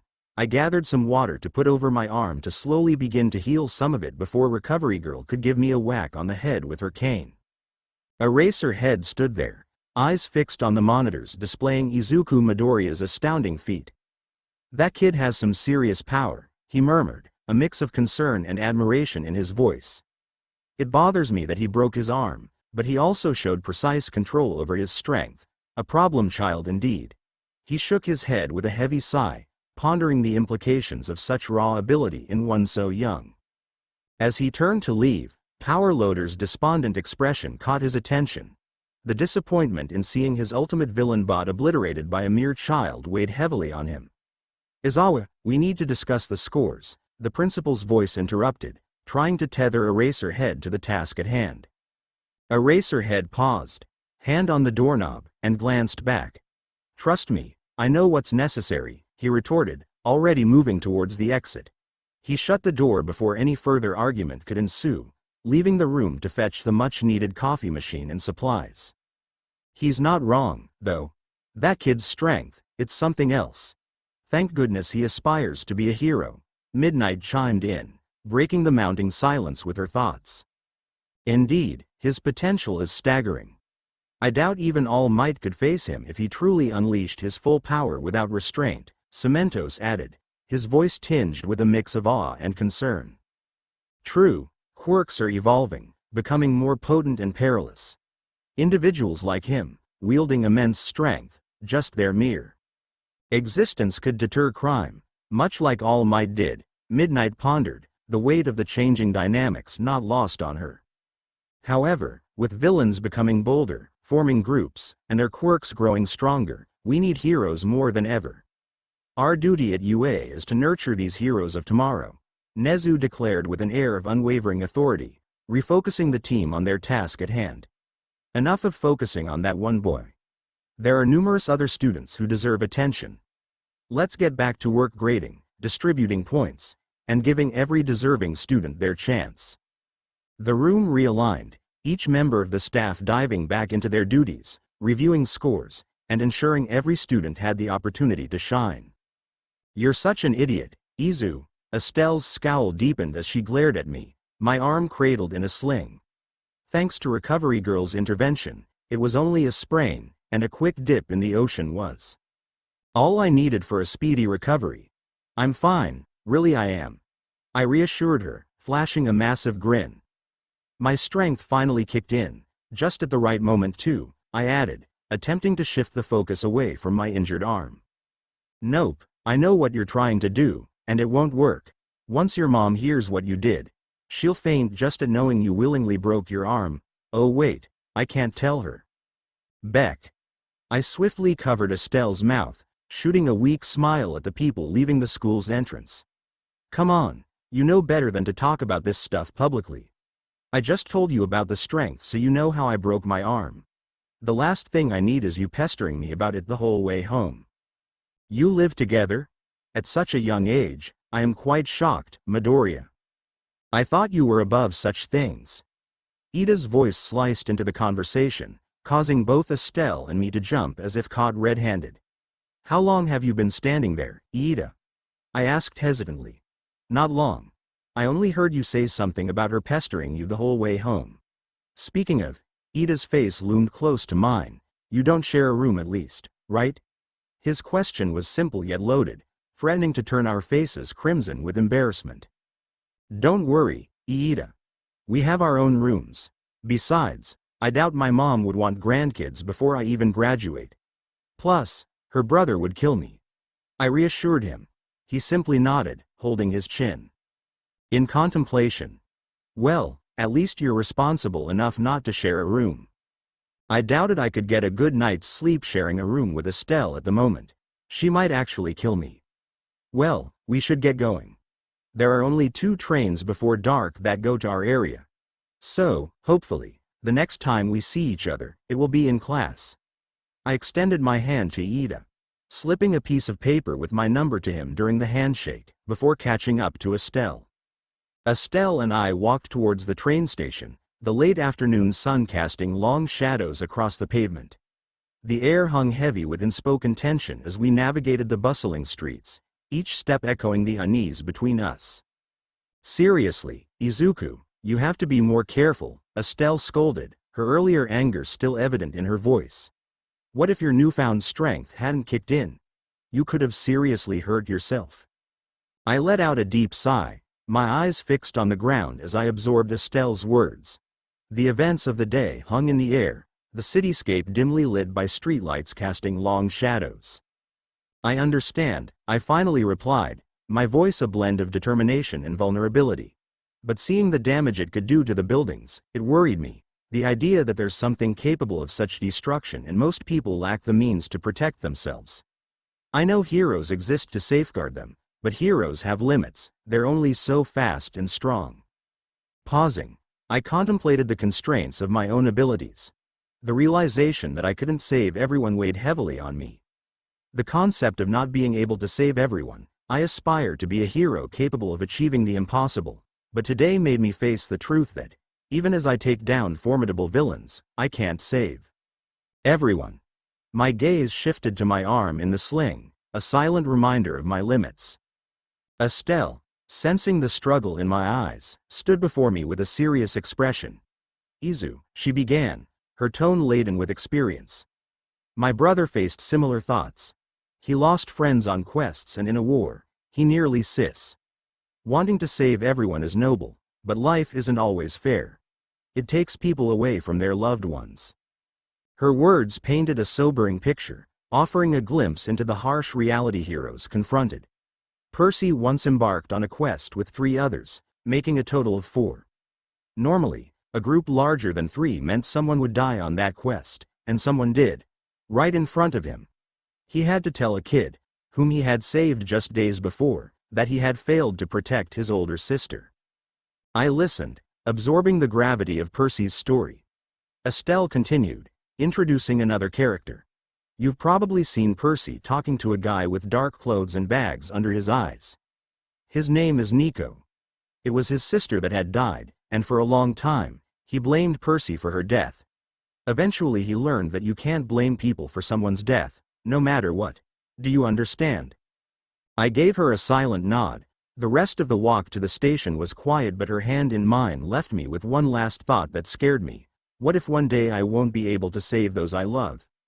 The gods convened in their majestic seats on Olympus: Zeus, Poseidon, Hades, Hera, Hermes, Athena, Dionysus, and Hephaestus, 8 of the 12 Olympians present. Your son grows stronger. I am surprised you don't visit him like you do that brat, Zeus declared, his voice echoing through the grand hall where the few gathered gods listened.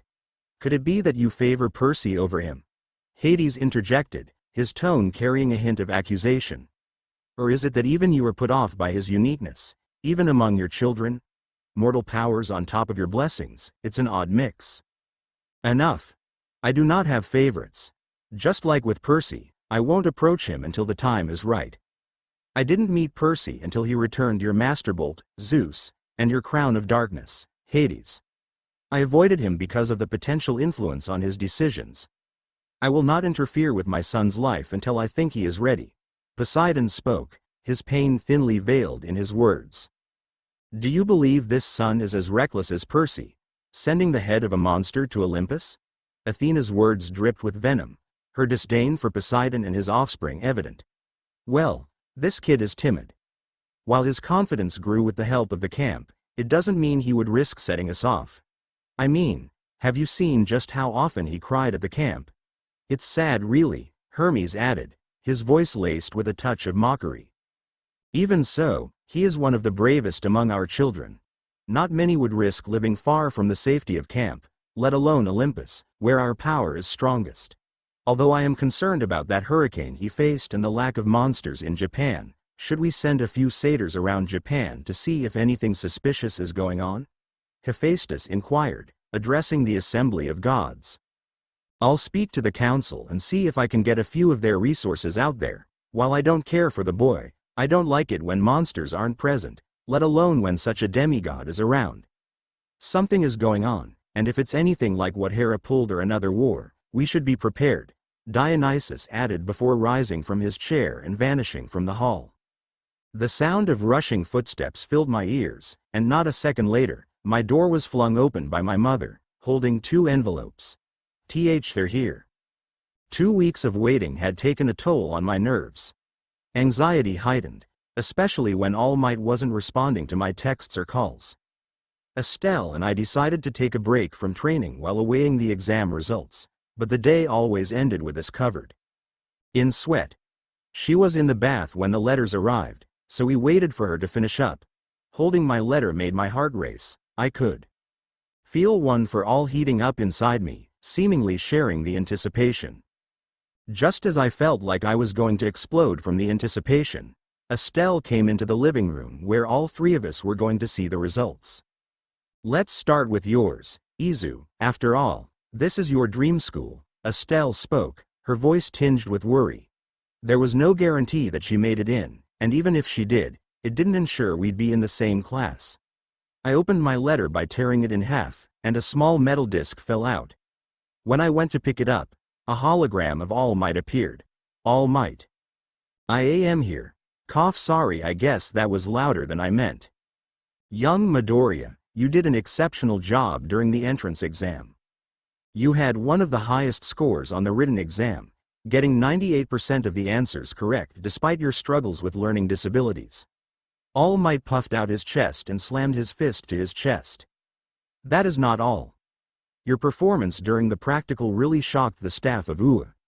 You didn't just go around and destroy robots but made an effort to save those who got overwhelmed or underestimated the test. What kind of hero school would UA be if we didn't acknowledge heroism? My mom grabbed me in a tight hug with tears in her eyes. She didn't say anything, but she didn't need to. Her face told me everything. There was a secret scoring system where the teachers would give points to students who saved or protected others. Each teacher could give each student a max of 10 rescue points. You saved and helped several examinees, getting points of their own and saving those who couldn't protect themselves. Young man, you got 71 villain points and an astounding 60 rescue points. That brings your total to 131 points.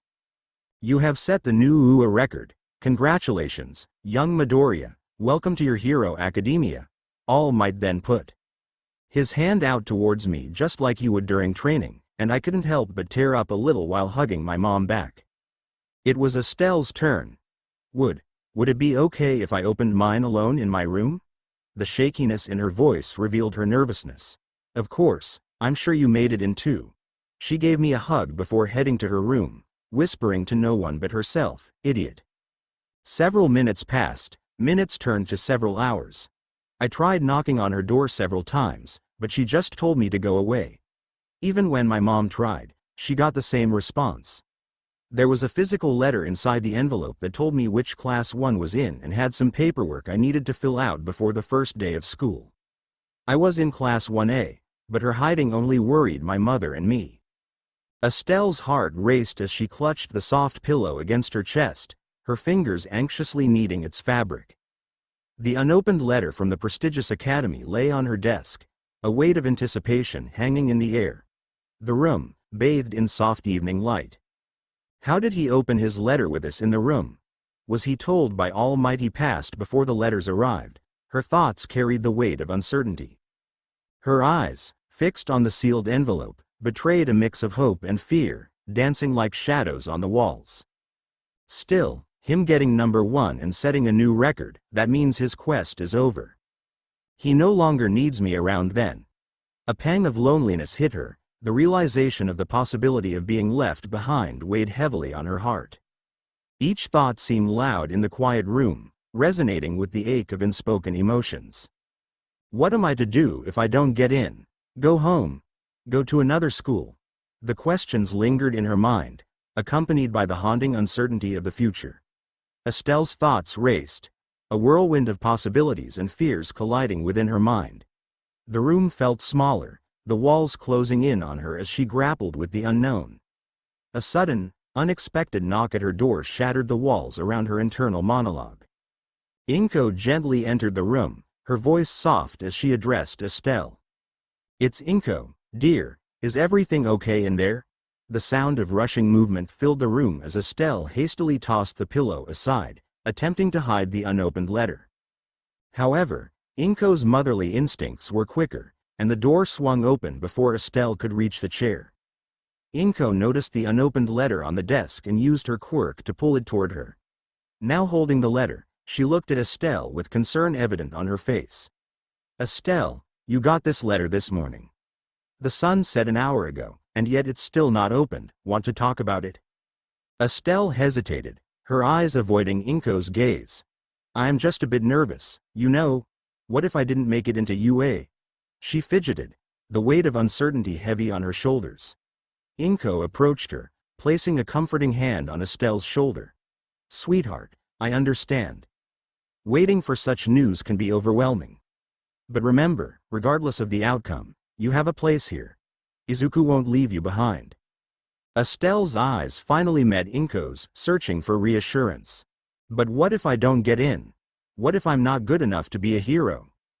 Inko smiled warmly, her motherly wisdom shining through. Being a hero isn't just about attending a prestigious school. It's about heart, courage, and the desire to make a difference. UA doesn't define your worth. And let me tell you something about Izuku. He won't measure your value based on which school you attend. You're already a hero in his eyes, and nothing can change that.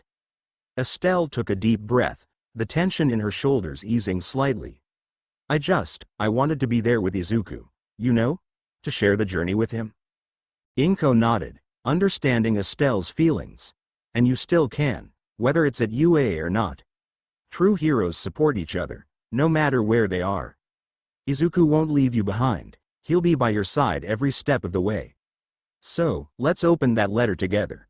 Whatever it says, I'm sure you'll face it together." "Thank you, Inko. Your words mean a lot to me," she said with sincerity, a hint of gratitude in her eyes.